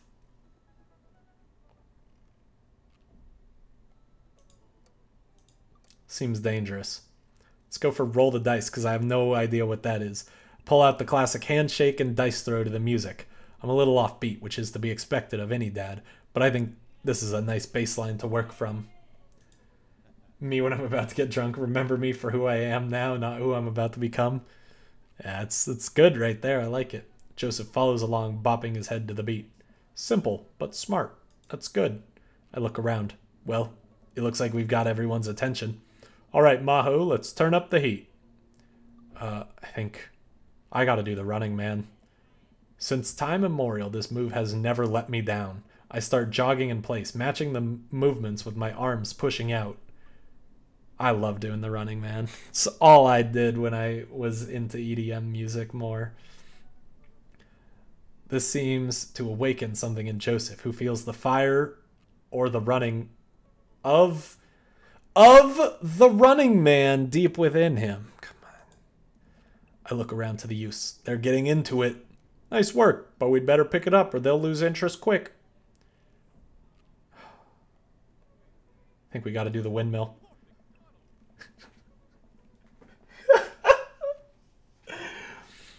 I've seen breakdancers do this, so it shouldn't be too hard. I drop to the floor and try to spin my legs around. I am sure this does not look appealing. That doesn't look appealing. I look around to the youths. They are not appealed. Okay. They're not looking too lively yet, but we can still turn it around. Nope, nope, nope. Do not attempt twerking. Please, please, please. Do not attempt twerking. Should have done the hammer dancing. I think that's what we want. Let me try it. Like, what if I do the worm? Okay, no, that one was bad. Okay, so don't do the worm. So what was the other one? Lawnmower? Alright, let's start this baby. I start lawn mowing the dance floor. Joseph seems to respond to that and decides to mow another patch of grass on the dance floor. That's the stuff. Look Look around. Well, it looks like we've got everyone's attention. Let's turn up the heat. Let's do the Running Man. I think it worked well. Let's do it. Okay.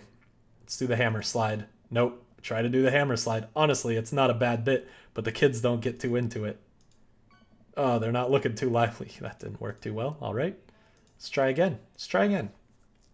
I don't know how to dance. I don't know what any of these moves are. All right. Let's just roll the dice. Why not? Yes. Okay, hold on. What happens if I do like the sprinkler? Pull out the classic. Hand behind head, pointer finger out, point it, and make direct eye contact with several of the youths in the room. I think that makes them feel uncomfortable, but I push past it. Joseph understands. We must water the lawn. We just came off the end of an imaginary drought, and the grass is dying. Don't worry, imaginary grass. We got you. I look around to the youths. They're getting into it. Okay. Let's do the Cabbage Patch. There you go. Could never go wrong with the Cabbage Patch. I have no idea what that is. Joseph follows my lead.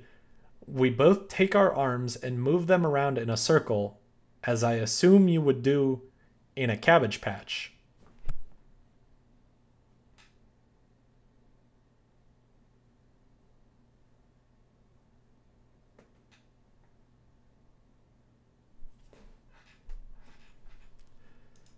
I don't know what you do in a Cabbage Patch. I'm not a farmer. I look around to the youths. I think they like agriculture. They're not looking too lively yet, but we can still turn it around. Moonwalk. There we go. Oh, yeah. I start sliding my feet backwards. I can't tell if this looks good or not, but I think these kids have seen enough people doing moonwalks that they understand the general concept. Joseph makes a moonwalk attempt as well. Surprisingly, dude pulls it off flawlessly. I look around to the youths. They're cheering. All right, time for the big finish.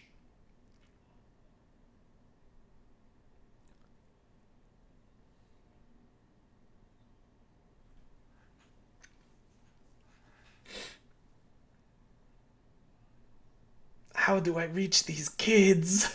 Let's do an unrehearsed backflip. I've seen plenty of people do backflips before. It can't be that hard, right? I bend my knees and throw my arms back. Joseph grabs me. Maho, don't you dare.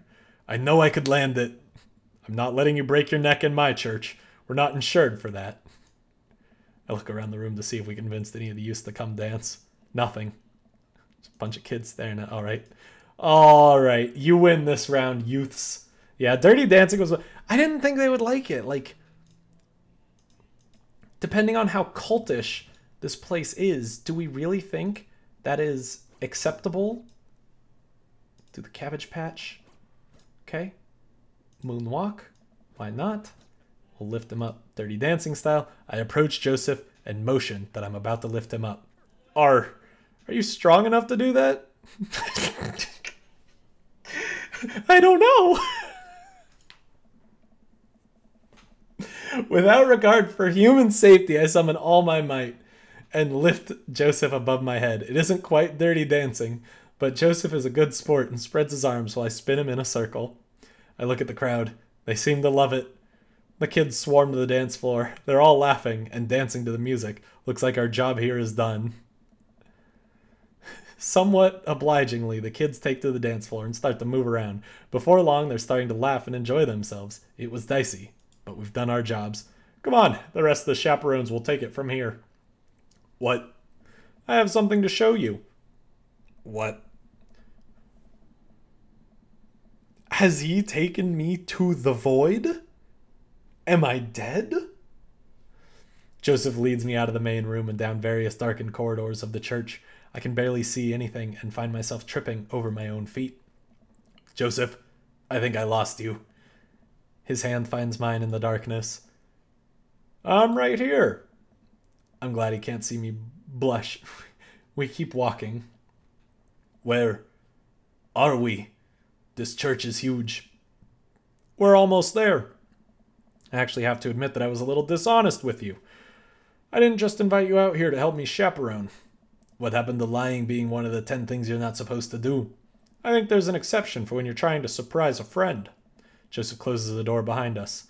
I guess we're in a random room in the depths of his church now. What could he possibly have planned? So, Last time we talked about escaping to an island where we could live out an easy tropical lifestyle where our only worry is trying to find that lost shaker of salt.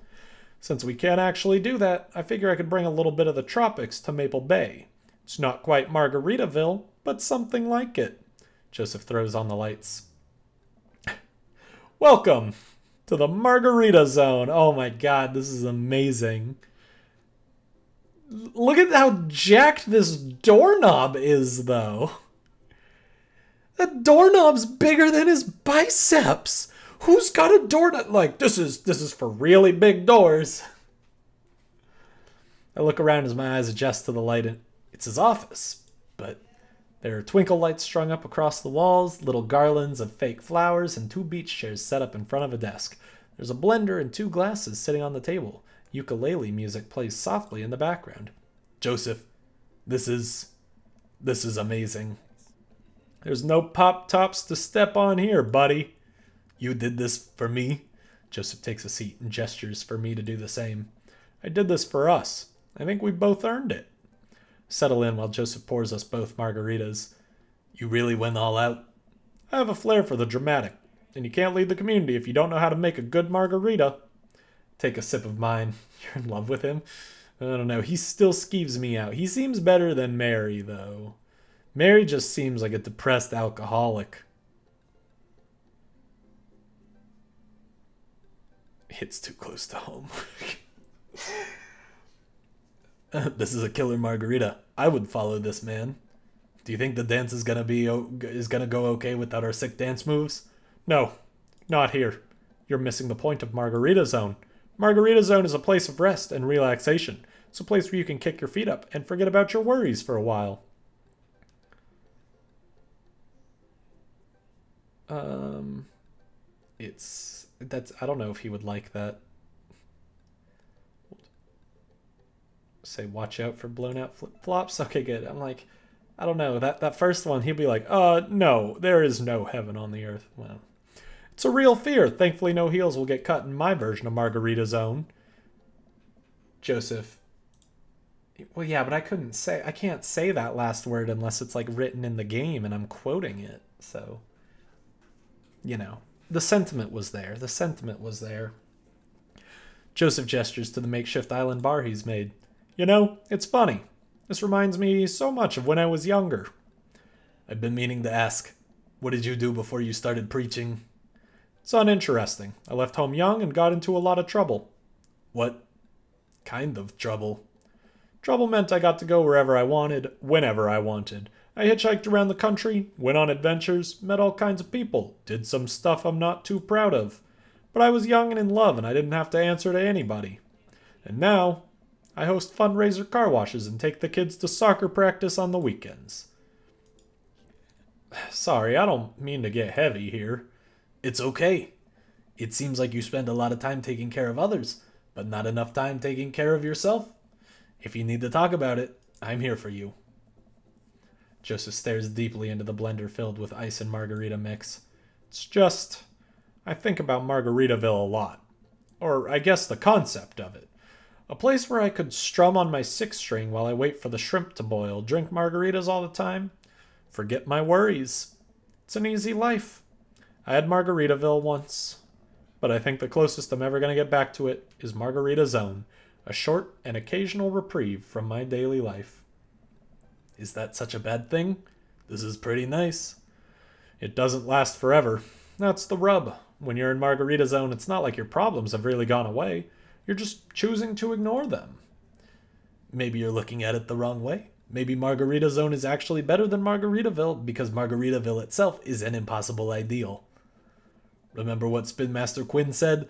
Sometimes you have to play the sad tunes to appreciate the bangers, and the Lord loves a song that slaps. If stepping on a pop top is your biggest concern, how could you possibly appreciate the boiling shrimp? And Margarita Zone isn't landlocked to this office. I think it's about finding the little pieces of Margarita Zone throughout your day and taking joy in those moments. It's awfully optimistic of you. It doesn't have to be anything big. For me, I think it's being able to quietly do word jumbles and drink some strong coffee in the morning, to see my daughter smile, or... I smile at Joseph. to spend some quality time with a good friend. Yeah? Yeah. I can feel myself leaning closer to Joseph. Is it just me, or is he leaning closer too? Joseph tenses up. He downs the rest of his margarita and hops up out of his chair. It's getting late. We should head back. I haven't even had my margarita yet. Sure. Joseph and I make sure the dance wraps up without incident before he takes me back to the cul-de-sac. I hop out of Joseph's car before he pulls into his own driveway. Thanks again for the help. Thanks again for Margarita Zone. Maybe we'll go back there one day. If we do, it'll be my own damn fault. Joseph chuckles and drives away. I walk into my living room and find Amanda curled up under a blanket and groaning on the couch. Hey, Panda, you feeling okay? Dad, I have a tummy ache. Eat too much youth group food? I drank too deeply from the well of life, and now I pay the price. And by well of life, I mean that big lukewarm punch bowl of seltzer, juice, and sherbet. Oh, I love that. Amanda slides to the floor with an elongated groan. Need anything, kiddo? A time machine that goes back approximately 2 hours in the past that I can warn myself of the folly of excess? I'll pour you a glass of water. Love you, Pops. How'd the dance go? Oh, I crushed it. Got the kids on the dance floor at the expense of my dignity. A fair trade. Also, everything hurts. I'll see you in the morning, kiddo. Night, Dad. Drink 2 cups of that punch and my stomach hurts. Yeah, that stuff is strong. I haven't had that stuff in forever, though. So I feel like I may not have gotten an S. I didn't score enough Radiohead points, which is sad. Okay, I did get an S. I was worried that maybe he would have liked me to say it was like a little slice of heaven on earth. Like maybe he would find it witty and not against the word of the Bible or something. But it seems like we did all right. I'll take an S. It's been a long day and yet I'm not quite ready to sleep. Usually when I feel this way, I mainline investigative TV until I pass out. But tonight I feel like it would just make me antsy. I decide to take a relaxing stroll. After a bit of wandering, I find myself passing by Jim and Kim's. Being of legal drinking age and sound judgment, I decide to stop in. Typically, I try to limit my consumption of alcohol to set a positive example for Amanda, but I also feel a responsibility to play a role as a social agent in our community, and a watering hole such as Jim and Kim's is the perfect place to do it. Also, I desperately need a beer. That's the spirit. Jim and Kim's is lively tonight. The patrons are milling about, and even Neil seems to be having a good time. Coming here was a good idea.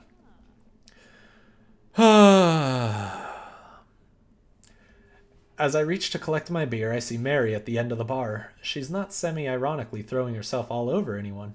In fact, she's alone. She looks so sad. A pang of guilt shoots through me. Does she know? Is this because of me? Am I a homewrecker? You called it, Crystal. Say hi. We should talk to her. I decide to go say hello. I walk over to her booth. She doesn't look up. This seat taken? She still doesn't look up.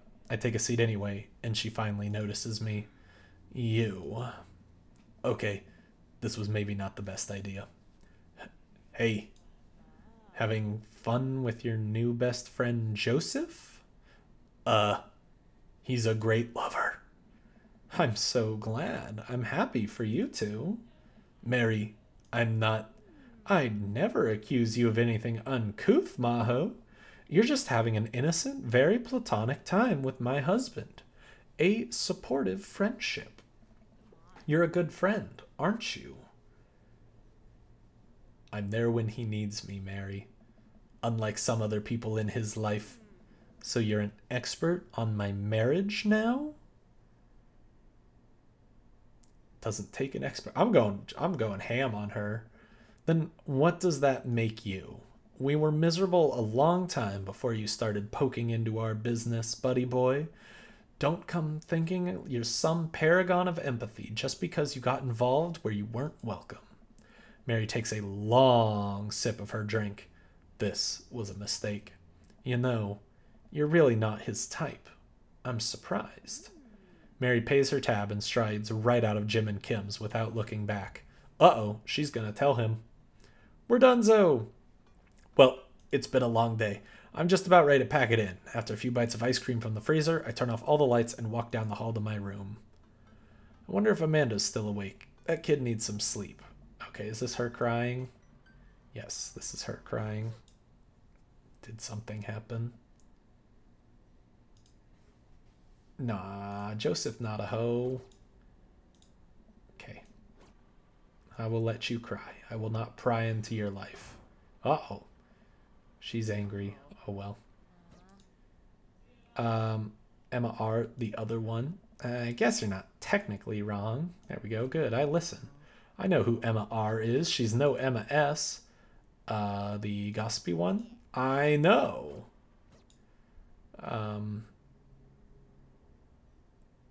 What did Emma R say? I cannot believe that. Okay. I think we're fine there. It's not dumb. It's never dumb. Real friends don't do that. Real friends, don't waste your time with fake friends. Amanda. So is Joseph gonna be... Oh, group chat. Hey, are you up to anything tonight? Hugo and I were planning to go to the art walk downtown and we're wondering if you would care to accompany us. I would normally write a letter longhand, but I've run out of distressed parchment paper. Whoa, can I see Damien and Hugo's chat? Am I a hacker? But I don't even have a hacker alias. The feds are gonna bust down my door any minute now. I've got to destroy this computer. Maho, this is a group chat. Oh, thank God. Do either of you guys know how to destroy a computer? You can run Derek's boot and nuke from a startup flash drive. But once you've done that, it's best to physically destroy the platters altogether. The Victorians were well versed in information security. Maho, do you want to go see some art or not? Let's go see some art. Let's go see some art. I don't know what are we seeing art for? Let's go see some art. Why not? Damien and Hugo invited me to the monthly art walk in downtown Maple Bay. Why weren't there random things like this in the other playthroughs I've done? Is this just a Joseph thing for trying to be a social butterfly or something? I don't get it. Damien and Hugo invited me to the monthly art walk in downtown Maple Bay. I've never really been to one of these before, so I'm not quite sure what I'm in for. I think I'm here a bit early. I don't see Damien or Hugo around anywhere, and I just feel a little uncomfortable standing among all these fancy art people. Maho? I turn around. It's Joseph.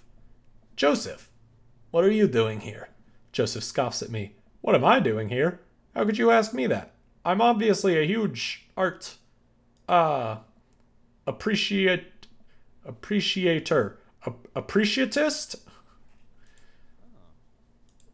Okay, fine. Damien invited me to this art walk thing. I'm guessing he invited you too? Yup. Admittedly a little out of my depth here. Thank God. I thought I was going to be the odd one out. Are you allowed to say that? Say what? You know. Thank God. Yup. I actually get double points when I say it since I'm a minister. The points get you into heaven. That's how it works. Anyway, where are the guys? I look and spot Hugo and Damien, who seem to have just arrived at the gallery. Good eve. Evening, friends. Who's ready for some art? You know I am. You know I love looking at paintings that are in frames, and also paintings that aren't in frames. Art is good and stuff. Well put, Maho. All you have to know is that if you're ever feeling overwhelmed, there's generally always a table that has free wine and cheese. I like art now. Me too, thanks. I've got the table in my sights. Now if you'll excuse me, I'm going to go help myself to some tiny wines. Let's go with Joseph. I think I may need to cheese up before I delve into art appreciation. Good idea. Appreciating art does burn a lot of calories. Gotta carb up on those crackers. Joseph and I sidle up to the snack table. There's a pretty nice spread of little plastic cups of white wine, some crackers, grapes, and cheese. This is more my speed. We eat a couple of cheese cubes in silence. These are really good. Yeah, I didn't eat dinner. I think I could probably just fill up on snacks if I'm sneaky about it. I already ate dinner, but I will always have room for cheese. I'm going in for more crackers. Cover me. I shield Joseph from the small crowd of mild-mannered art people milling around the room. I don't think anyone's paying attention. We should probably get back to Damien and Hugo. Right. Let me just fill this cup with cheese first. For the road. Road cheese? The best kind. Yeah, I love it. Road cheese sounds awesome. We leave the first gallery and walk a few minutes before we reach another one. This gallery is a bit more crowded. Huge paintings of... I'm not even sure. Hanging on the walls. Oh. Oh, geez. What am I looking at here? This is abstract art. I think the more important question is, what does this art mean to you? I stare at the painting, concentrating as hard as I can on its meaning. It's a butt. I'm gonna save here. I feel like this is a saving opportunity. Let's do childhood. That's Joseph talked about his childhood, so maybe he likes that. The gestures, the color, they remind me of my childhood, of my parents. Okay, goodbye guys. Welcome back. Thank you. Intriguing that you discover something so personal in an image so non-specific, Mr. Shoujo. May I ask you, why butt? Why butt? Gonna be bad. It's a butt. It's a butt. Everyone else stares at the painting. Yeah, that's definitely a butt. Well, a valid assessment. I feel like the artist was trying to make a different statement. Probably how much he liked butts. You are a servant of the Lord. We're all God's creatures, even butts. Comparing this piece to the artist's body of work, I'm pretty sure this represents the sense of isolation he feels creating traditional abstract artwork in a field that's rapidly moving towards digitization. Wow, how do you figure that? That's what it says on the placard. Okay, I feel like there's got to be something that like actually happens, right? Let's try the metaphor for human condition then. Seems to be an attempt to visually represent a universal experience. It's really powerful, Maho. Care to expound on it? Just kidding. These vivid, simple forms communicate a solemnity that is betrayed by the raw expressiveness of the brushwork, which, in a way, speaks to the essential nature of human experience. The scars left by the passage of time and the turmoil of contemporary life are both contextualized and deepened by the rose-colored echoes of pre-Oedipal consciousness. Slow down there, Maho. Do us a favor and keep it simple. It's a butt. Everyone else stares at the painting. Does it always just lead to the butt? Maybe you're underestimating how much the artist liked butts. You are a servant of the Lord. I think that might be my favorite Damien line so far. You can just feel his annoyance right there. We're all God's creatures, even butts. Okay. Oh. Let's look at a few more of these. We walk around the gallery, sampling some of the more of the artist's works. I almost hate to say it, but abstract art is kind of growing on me. It's interesting that the artist chooses not to let their work be defined by, what's the word? Realism? Realism. This is a great scene. As we're looking at one of the paintings, a patron scoffs loudly. I could do that. Excuse me? Hugo? Not here. Oh my goodness, I ship them. They're so good together. No, come back here. The patron walks away, not noticing Hugo fuming right next to him. You say you could do that, but you didn't. You don't seem to have the intellectual depth or the artistic skill to execute a piece even a fraction of as impressive as this one. Art is the truest expression of the self, and it seems like yourself is so bad, so your art would be bad. Hugo's insult game isn't the best, but there's no denying his passion. Damien is holding him back at this point. Friend, it's not worth it. Hugo manages to cool down. He smooths his jacket. I'm sorry. I just love art very much. We know, buddy. I pat Hugo on the shoulder. You know what would ease the mood? Is it cheese? No. It's wine and cheese. Co-signed. The four of us head over to the wine and cheese table, which thankfully is grounded in realism and is actual wine and cheese. We got one last stop on the tour. You lot feeling up for it? Is it gonna be any weirder than this art? It is absolutely weirder than this art. Let's do it. It's a butt. You are a servant of the Lord. Oh, can I just make that my channel motto somehow? Damien, Hugo, Joseph, and I walk over to a performance in the street. Several masked performers in leotards undulate wildly on the ground, screaming both at each other and at us. So, quick question. Shoot. What is happening? I second this question. Performance art. What does it mean? Again, I pose the very same question to you, Mr. Shoujo.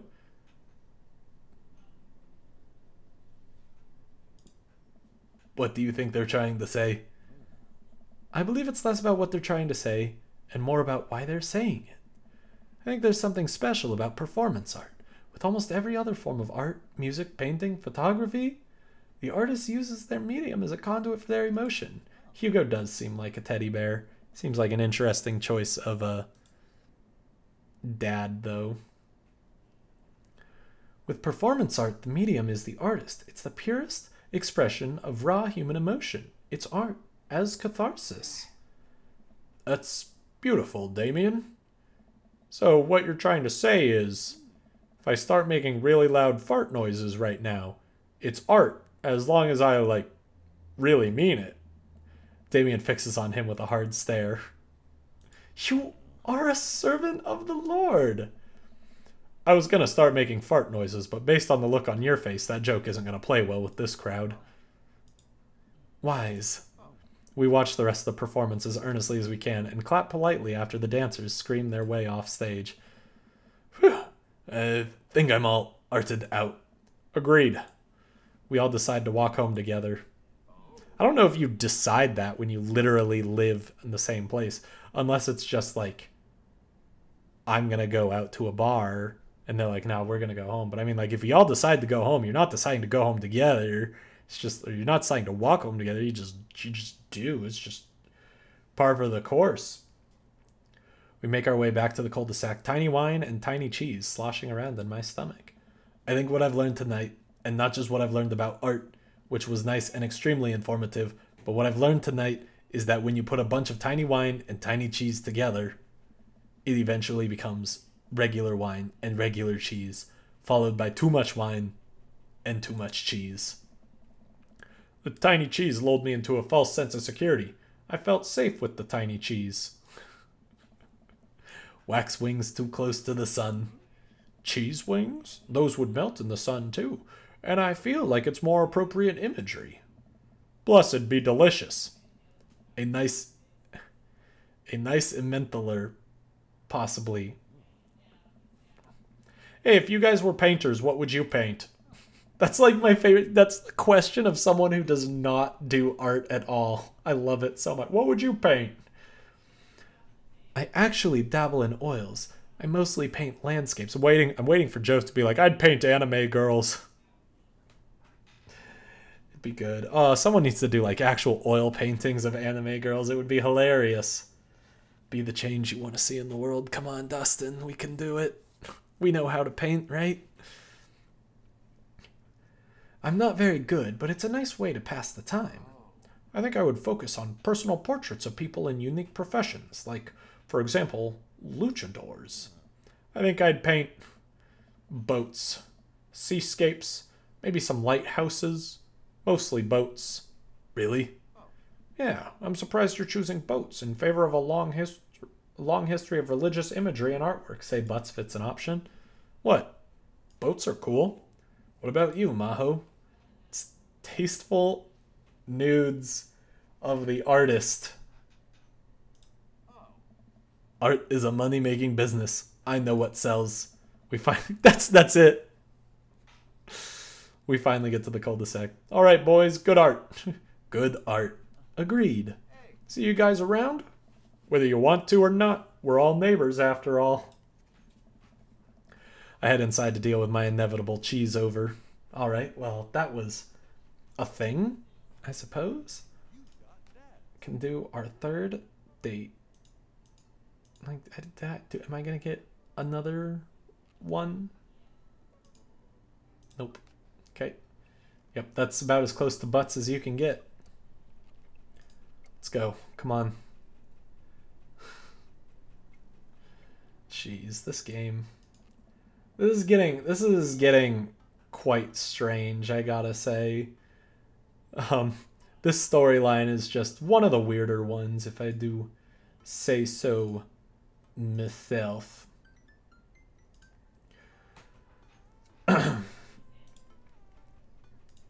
I really want to see Joseph again. Okay, I really need more water. My dad voice still takes it all out of my throat.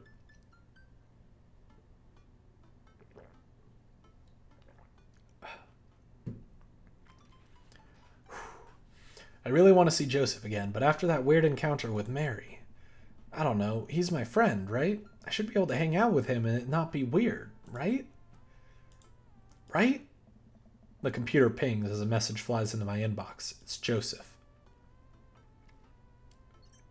Hi, Maho. We should hang out. Like, actually hang out. No manual labor, no impromptu therapy sessions with sad DJs, no kids, just you, me, and the open ocean. He's gonna kill me. Wait, how are we gonna get on the open ocean? You live on a port town. You think this guy loves boats so much? And doesn't have one of his own?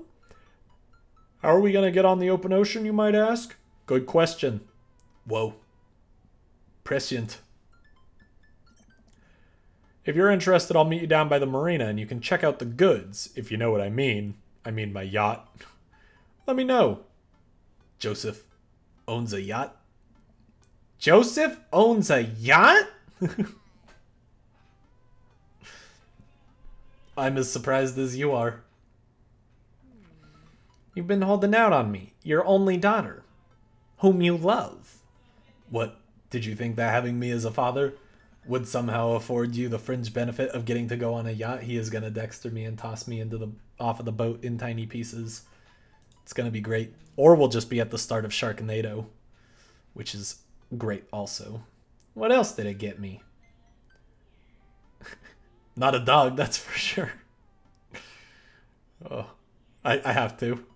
Your words cut deep, Pops. Real deep. Dad, if there's one thing in the world that's better than a dog, it's a yacht dog. You and your yacht dog, that's a bond forged through the trials at sea. Relax, kiddo. Joseph's inviting me onto his yacht. It's going to be a yacht of fun. I'm glad you're excited, but that doesn't mean you get to start throwing out puns. Why yacht, Amanda? Okay, diminishing returns. Well, I gotta go get ready to go on my friend's yacht. I start to walk away, but Amanda stops me. Hey, in all seriousness, I hope you have fun.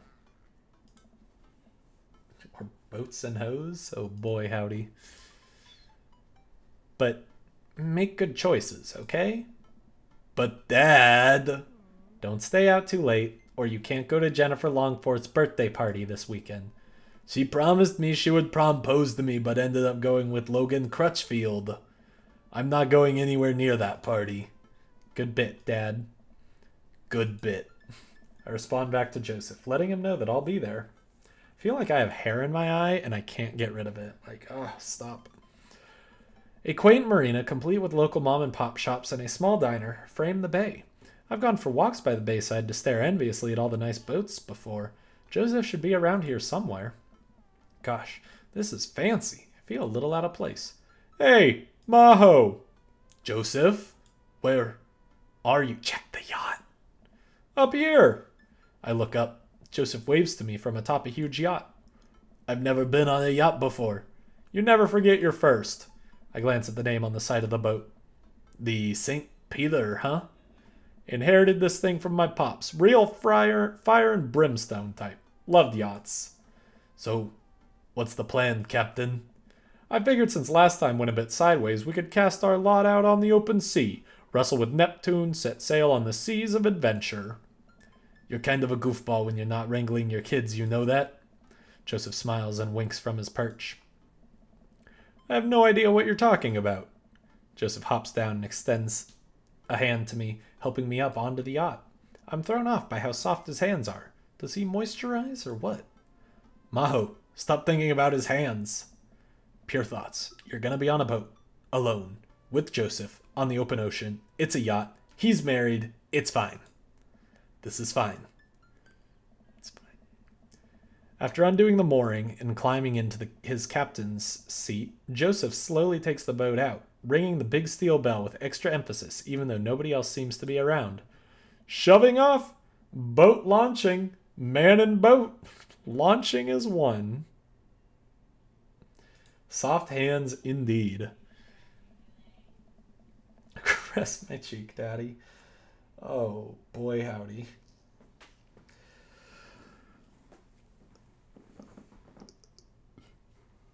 Oh, man. I did not sleep well, so I'm sorry for being so stretchy and yawny today. I'm pretty sure I finally fell asleep at like 1 or 2 in the morning, and I woke up like 4 times before finally getting up at 7. It was like, this night sucks. The St. Peter navigates out of the marina and into open water, with Joseph doing the occasional steering flourish as the boat bobs along the waves.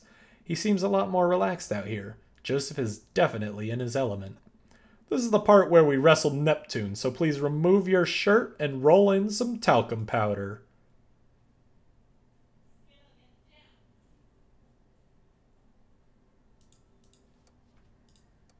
Can do. I dramatically pull off my shirt, my dad bod illuminated in the reflection of Maple Bay's rippling water. I am strong. Not bad. We might have to tag team Neptune together. I'm suddenly worried that I haven't applied a strong enough SPF sunscreen and might get a sunburn. I put my shirt back on. For a while, we watch as the trees and waves pass us by. This guy looks like he has a good dad bod. He also looks like you might need to censor his nipples, for he is a magical girl. Everyone knows magical guy nipples are allowed on TV, but his name is Maho Shoujo, not Maho Otoko. Noko.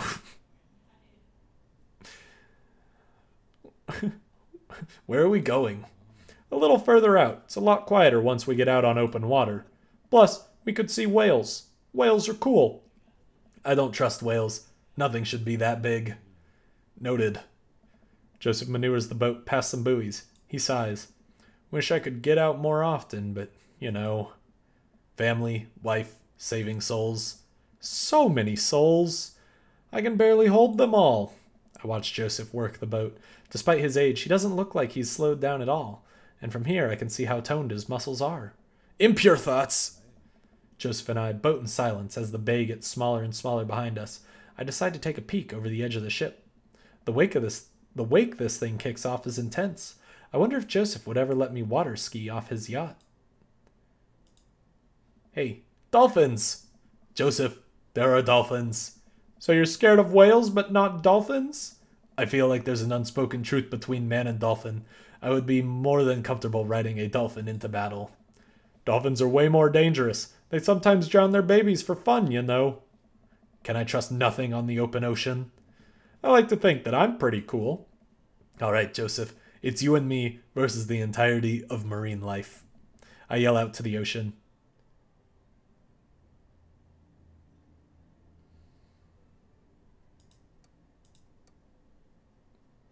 I don't know if this one actually matters, but we'll go with you're all spineless invertebrate. Oh, that actually worked. Okay. You tell him, Maho. I guess everyone loves a good dad pun, right? And here we are. Maho, welcome to the ocean. I look out into the vast expanse of blueness. Yep, that's the ocean. I'm suddenly struck with an overwhelming lobster? Lobster? But I got it right. I got it right. You better get it more right. Because apparently I know how to play this game. And you're having trouble. Oh, right. We skipped a scene. Better pick the right one. Okay, I had my lobster last week. And oh, okay. Nope, you got me.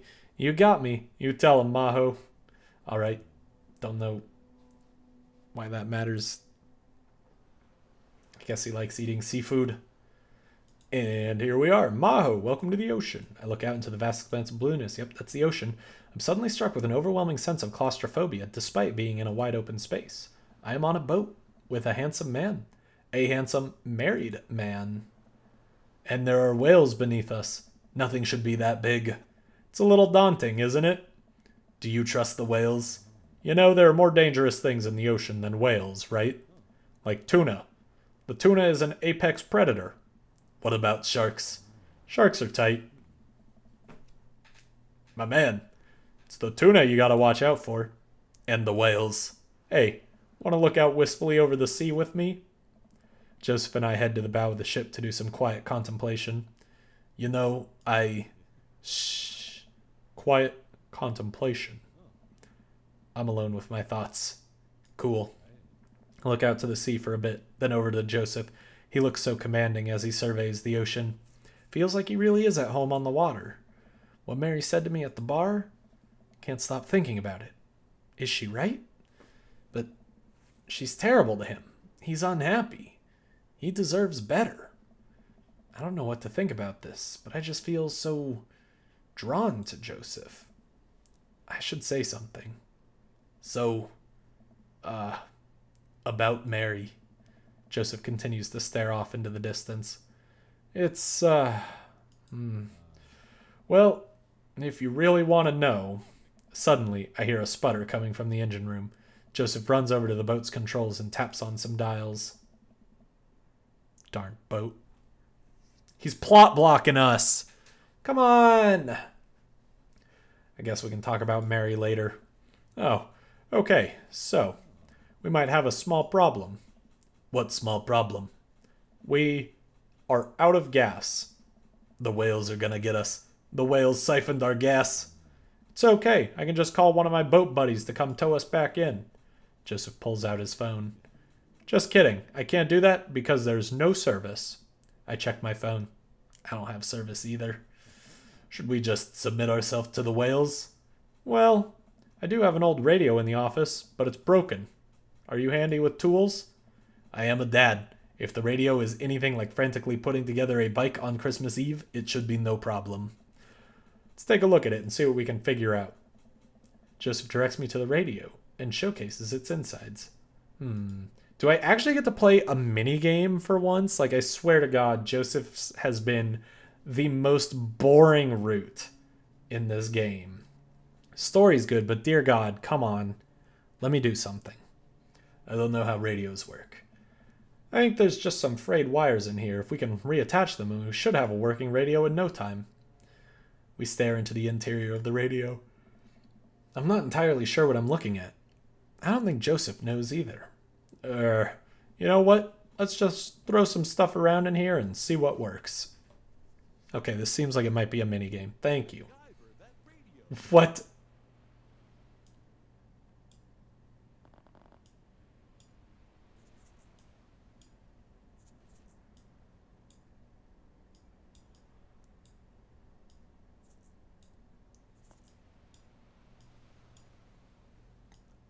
I don't know what I'm doing.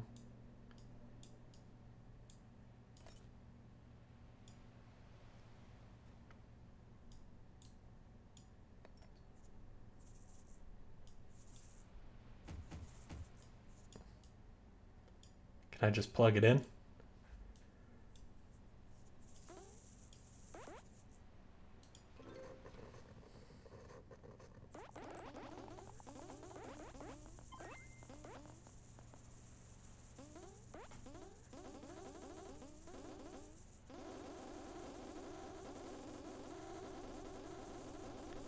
It works. Kinda. Ouch. Okay, that was dumb. The radio springs to life. Whoa. We did it. Joseph speaks into the receiver. Hello? Hello? Can anybody hear me? He tries a few other channels. Nobody responds. We might be a little far out. I don't think there's anyone in range. How big's the range? Well, this radio came with the boat when my dad bought it in the 60s, so not great. That's reassuring. Now what? There's worse places to be stuck than on a yacht. Wine? Wine.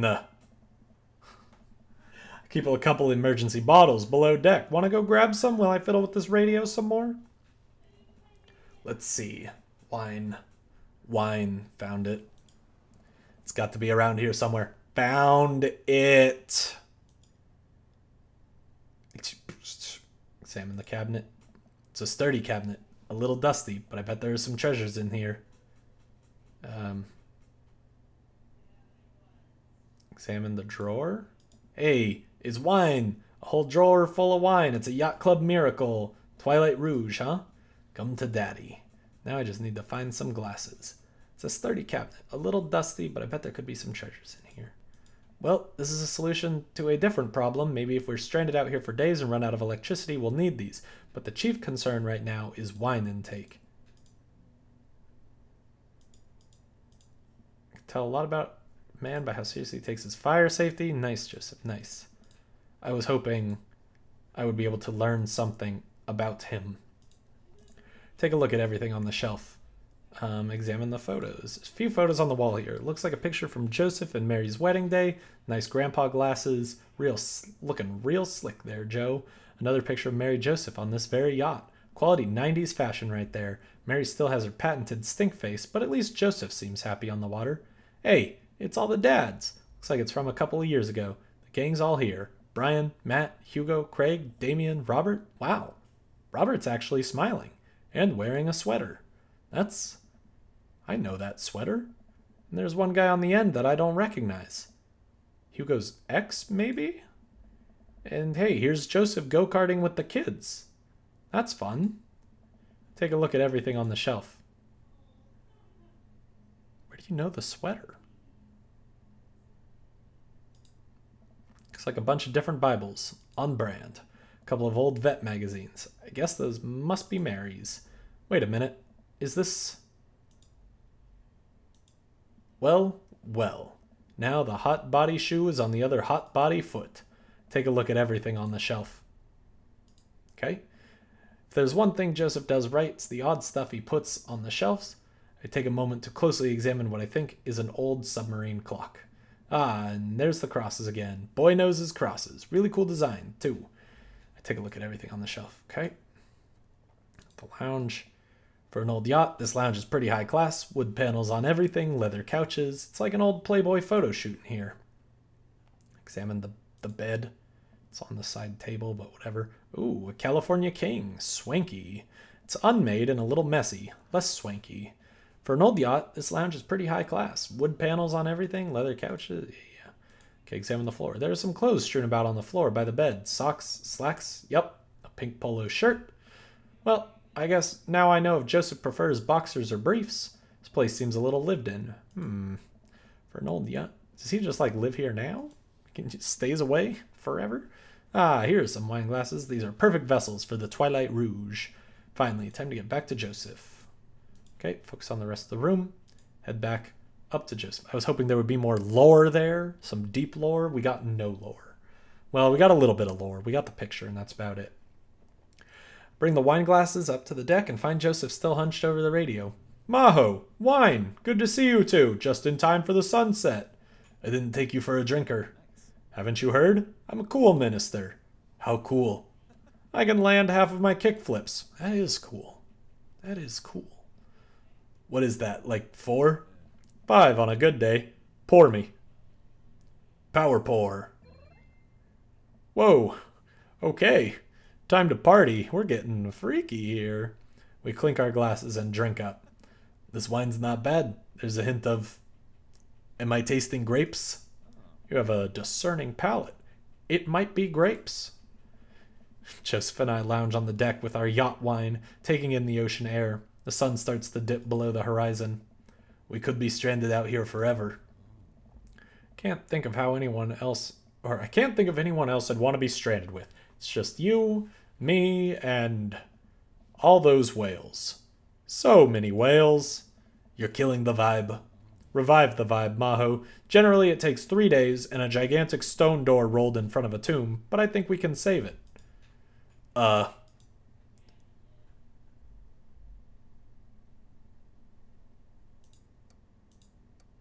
you like your mysteries hot-bodied? It's a really rewarding series, Maho. Uh-huh.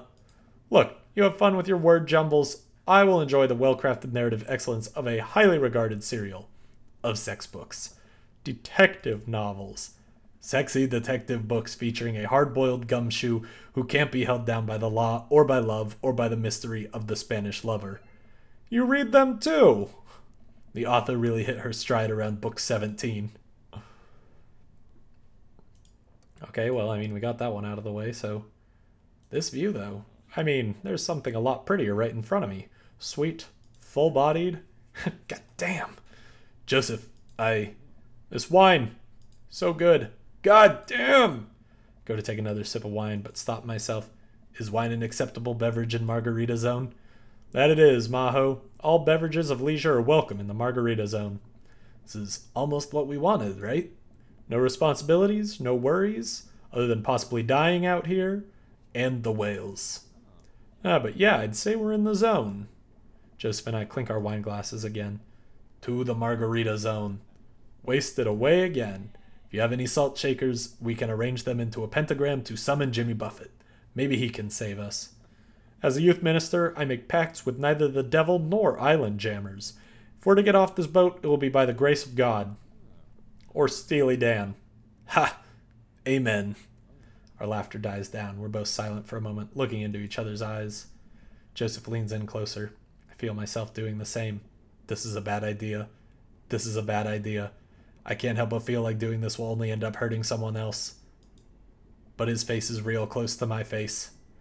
Maho, I have to tell you something. Mary and I are done. I pull back. I think about the clothes strewn about the lounge, the undone bed. Are you living on this boat? I didn't want to mention it, but he sighs, strolling back to the controls of the boat. I lean on the console next to him.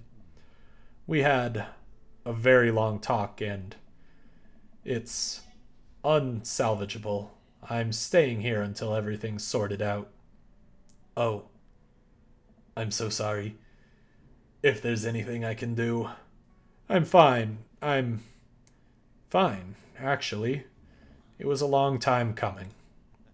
For the first time in a long time, I'm seeing a path to happiness. And now I can focus on myself and stop trying to deny the things that make me happy. I know, Crystal, someone's chopping onions in here. Jeez. I need someone who will be there. Someone kind and honest. And you deserve that, Joseph. You really do. Anyway, I've been having this crazy feeling there's someone who I could get in the habit of having around. Someone very close to here. Is it whales? I mean you. Joseph, don't kill the mood. Oh. I was trying to be subtle. I think I'm picking up what Joseph's putting down. I lean forward, closing the gap between us, when Joseph grabs the receiver. Come in! Come in! Is anyone there? No? Over. We're stranded out on open waters. We've been out here for hours. Please send help. Over. But wait. Are you guys gonna kiss? I mean, what are your coordinates? Over. Maho, have you been leaning on the talk button this whole time? I look down. Oh, I definitely have been leaning on the talk button. Betrayed by my own butt yet again. I didn't lean on it. You leaned on it. Neither of you were leaning on the talk button. We didn't hear anything. Over. Hey, were you listening to us? Sir, we here at the Coast Guard are professionals. We were not doing that. But as professionals, it seems like you deserve happiness, and we think it's closer than you think. Over. How soon could you guys be here to give us a tow? Over. Well, we'll pick you up in the morning. Sounds like you two have some stuff to hash out. Over and out. Wait! Silence. Nobody returns our radio calls. I think they left. We stare at each other for a second. The Coast Guard is you. Oh boy, howdy. Oh, almost done, but almost out of water, too. Ouch. Well, Joseph carefully places the receiver on the table, making sure the talk button isn't pressed in. Well, okay. Joseph grabs me by the shirt and pulls me into a kiss. Oof! His lips are soft and sweet from the wine, and his skin is still warm from the sun. I reach for his belt and pull him even closer. Oh, now it's getting too sexual. I don't need this detective story. Running my free hand under his shirt and up his side. He pushes me against the boat's console, kissing down on my neck. Please! This is a children's stream. Come on. His hands drift to my thighs and he effortlessly picks me up. Wow! Joseph carries me below deck. Oh, he's gonna carry me below his deck too! I'd be lying if I said I hadn't fantasized about this, but I didn't think he'd be so aggressive. I've wanted this for so long. He throws me onto the bed. I let out a little yelp. Lots of time to kill, Maho. We better get started. Oh my goodness. All right. Oh man. I might have overdone it on the wine last night. Just a few more minutes of sleep will do just fine. Wait. I open my eyes to find Joseph's face a few inches from mine and arms slung around my waist. He is the dream daddy they talk about. He's sleeping peacefully, his hair is mussed, and his lips still a little red. I think this is what I was talking about when we were discussing Margarita Zone, finding little perfect moments of joy like the way the light falls across Joseph's face, or how he's still holding me tight, even in his sleep.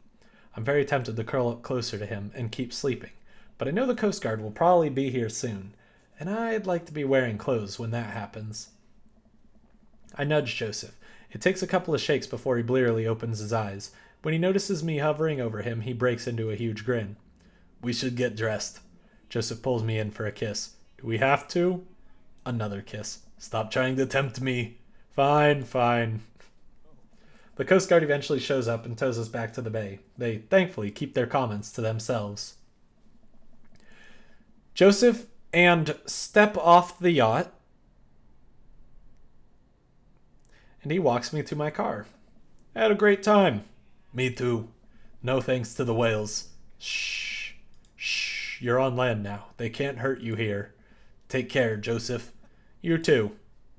He gives me one last kiss on the lips before he turns around and walks back to his boat.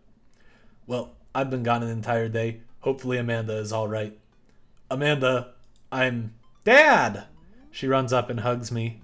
I was genuinely concerned about your well-being, but upon closer inspection, you seem to be okay. What happened? The yacht ran out of gas and we got stuck, but it was okay because I was on a yacht. Weren't you scared? Your father feels no fear. Were you able to take care of yourself in the night? Yeah, I just did a ton of drugs, vandalized a few cars, and then embezzled some funds from my school. All in all, pretty low-key night. Where'd you learn that from? I learned it from you, Dad! I learned it by watching you! Well, if you did, you would have funneled those funds through a legitimate cash-and-carry business, fudging the books over the course of years so you don't arouse suspicion from the feds. Rookie mistake, Panda. I'm glad you're back in one piece. Did you make good choices? Yeah. I think I did. But hey, I'm starving. Want to make sandwiches out of whatever we can find in the fridge? More than anything, Pops. We did it. Dad joke, almost off the charts. We only got 384 dad points, though. Oh, I could have done better, apparently. Ouch.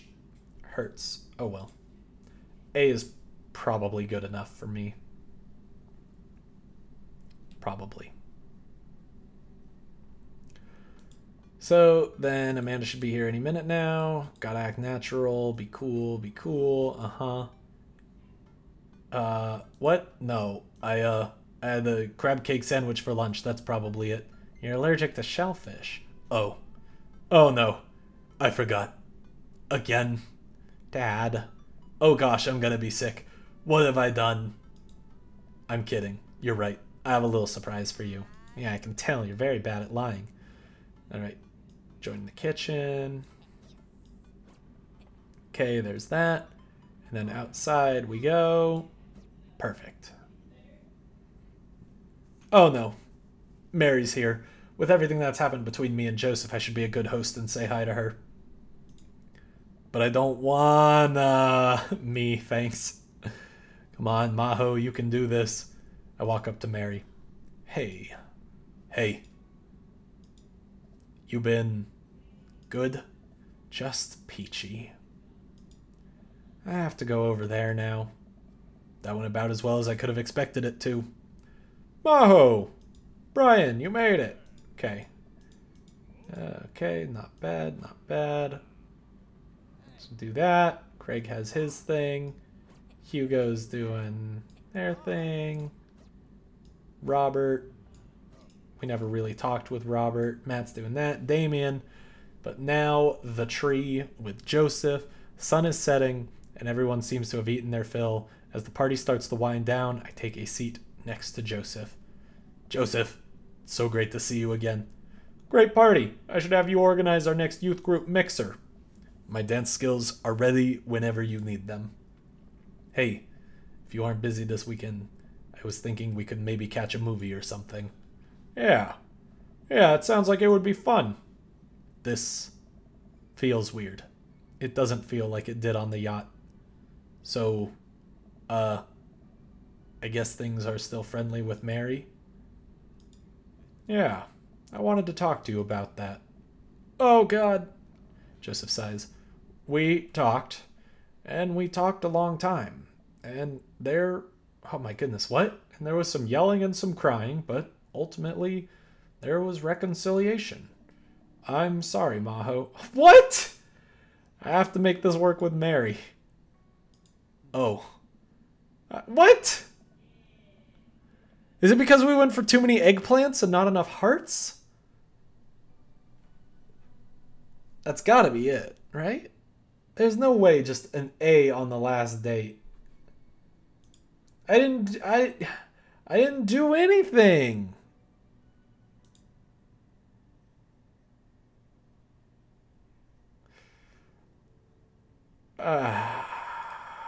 You've come to mean so much to me, and I'll never forget all those beautiful moments we shared together. But I have to thank you. In a way, this whole thing with you helped me realize that I still love my wife very much. Oh, that's great. I know this is... Why? There's nothing... For what?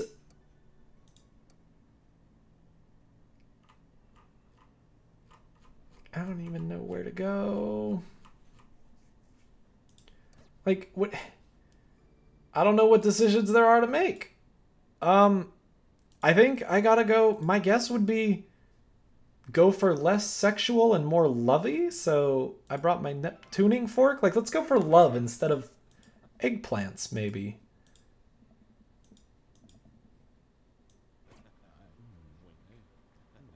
I just want... Okay, so let's just go for the spineless invertebrates. We'll just go for the love. Not eggplants. Not eggplants. I want love. We want true... Oh, God, I need to do this again.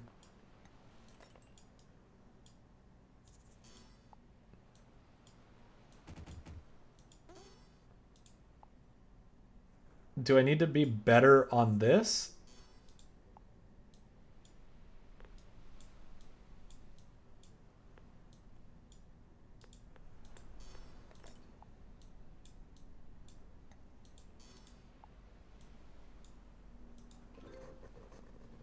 Do I just... Is there a way to be better on that? Okay, like he said, it works kinda, so maybe I can do better. Maybe I can do better there? Like, maybe this minigame actually has something that's not Hot Garbo? Oh, no, that's a lie. It's all Hot Garbo.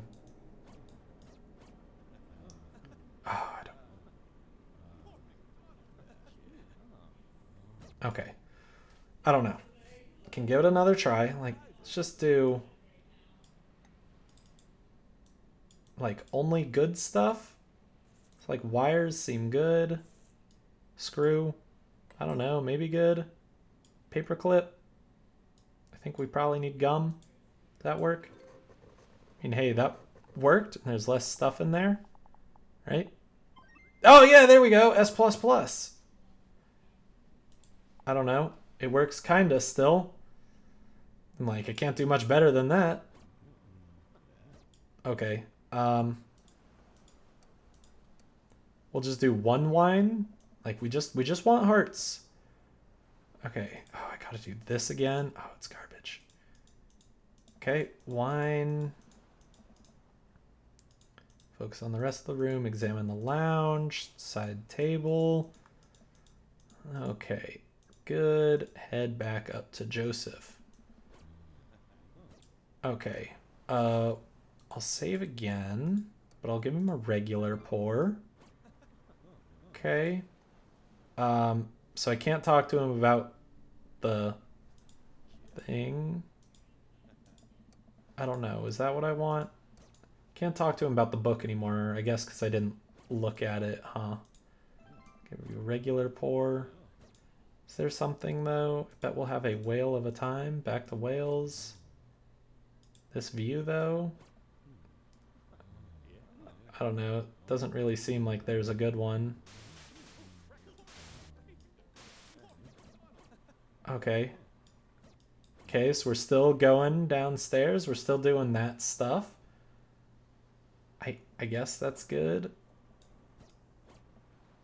So maybe if we get him to love us more than just see us as a sexual partner, he will realize that we are better than Mary. We got our prayer points up there. Our dad points look better. No, that looks even worse.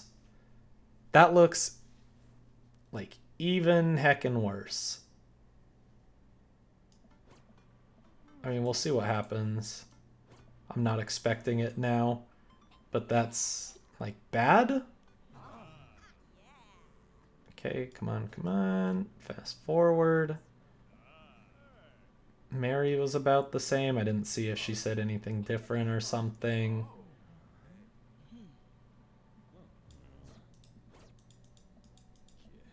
Yeah, there was reconciliation.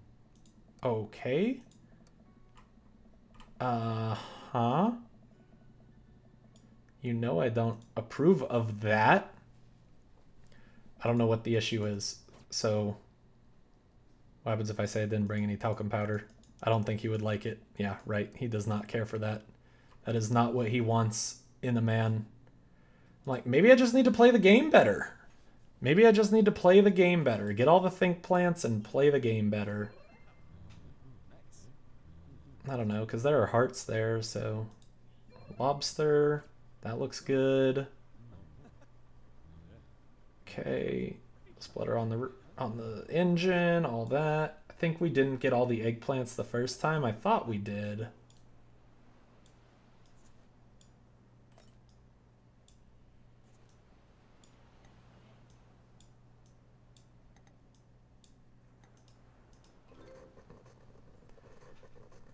I don't know if there's like a better way to do that or not.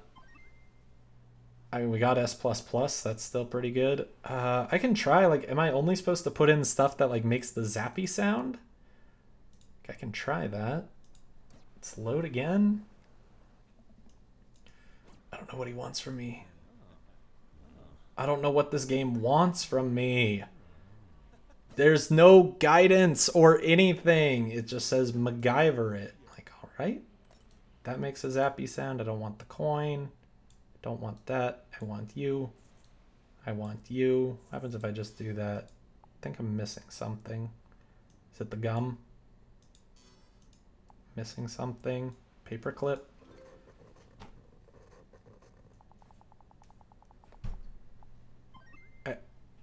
I don't know. Am I just supposed to do a paperclip and gum? Like, what's the joke here? I get it's MacGyver, but I don't know anything about MacGyver. Okay, this is my last try. I'm just gonna do it like as quickly as I can, but we'll just try paperclip and gum. Gum. Paperclip. Nope. Wire. Okay. Guess that's all you need is a gum, paper clip, and wire or something. Still got us S++. So that's fine. It still works kinda, but it's probably the best. Let's go forward. Okay, wine. I hate this game though. So first I need to examine the shelf. Just make sure that I examine the books. Okay, focus on the rest of the room. Examine the lounge. Examine the side table. Focus on the rest of the room. Examine the cabinet. Examine the drawer. Okay, I'm just gonna save here because I think that's all we need. I don't know, or maybe I should, I don't know. Okay, so I mean, power pour gets me more eggplants. We ask if you like his mysteries hot bodied. That gets us some eggplants. This one, I still don't know. What's it like owning a yacht? I guess I could ask him that. Doesn't... Oh, okay. Long, hard, and... I didn't read that. Hold on. Hold up. Okay, what's it like owning a yacht? Maybe I just need to do that. Fuel prices are on the rise. Yearly maintenance is a bit of a strain on the finances. Can't really take it out in the winter months. But also, sometimes you can have a party on your yacht and everyone thinks you're cool, so it evens out. Maho, if you had a yacht, what would you name it? Long, hard, and full of semen. Wine shoots out of Joseph's nose. Okay, so there was more. I need to make some phone calls and change the name of this boat. Go to take another sip of wine, but stop myself. Is wine an acceptable beverage in Margarita Zone? Okay, that seems good. We got that, so that's probably the better way to do it than to just end with the peaceful view and all that. Now we're doing the sleeping together thing, which I suppose is acceptable. Go forward. This had better be all the eggplants this time. Like, I don't know how many more eggplants you could possibly fit into one date. For real now. It's about as good as it gets. Whales are whales. Almost off the charts. Alright, that looks better. Well, still only got 384 dad points. Got an S that time, so that's good. It's better than the A the first time. So now maybe Mary will say something different. Who knows? What no? Just keep moving forward. Okay. Yeah, I really hope that's it. I'm like, I don't know what else I need. Okay, let's see if she has something else to say. Hey. Been good, just peachy. I have to go. Okay, nope, nothing. So, that seems just fine and dandy. Let's see if we actually pulled it off this time. Otherwise, I'm done with Joseph forever. He's a lost cause. Joseph, it's so great to see you again. Great party. I should have you organize our next youth group mixer. My dance skills are ready whenever you need them. Hey, if you aren't busy this weekend, I was thinking maybe we could catch a movie or something. Yeah, that sounds like it would be fun. This feels weird. It doesn't feel like it did on the yacht. I don't know. Come to mean so much to me, and I'll never, but okay. It's great. This probably isn't what you wanted to hear, and I'm sorry if you were hoping for something different, but this is where my life is, and I need to be right by my family. But hey, Joseph squeezes my hand. We'll always have the Margarita Zone. Take care, Maho. I don't know. He's hopeless. I mean, did I do something wrong? Is there another way this could have ended if I had done things differently? I walk over to the half-melted remnants of the ice cream cake and shove a forkful in my mouth. This ice cream cake is my new boyfriend. Last guests begin to make their way out of the party. Amanda walks over. Killer party. So, something for you. Okay. What are you going to give me? I don't know. Joseph is a lost cause. He is now the worst daddy. He is now the worst one. Like, I got S's on all his dates. I don't know what they want. Was I supposed to do more to be friendly with him at the, like, random events that were happening? I mean, because they only happened there. Okay. Team Shoujo. Whatever. Game sucks. Joseph sucks. Everyone sucks. Get out of here, credits. You all suck. I hate everyone, alright? Leave. Leave. Leave. Keep leaving. Keep leaving and never come back. Maybe because he is Christian and straight he's harder to get with? You don't know that. You don't know that. Alright, well, I'm going to go to bed now. Oh, what, hold up. Greetings from the Margarita Zone. Wish you were here. Yeah, I am grumpy. I got S's on all his dates. What does he want from me? I'm wondering if I had to not say something so harsh to Mary. I don't know. Maybe like let them come to the realization themselves? I don't know. It's stupid. It's all stupid. I'm going to go to bed now. It's 10 p.m.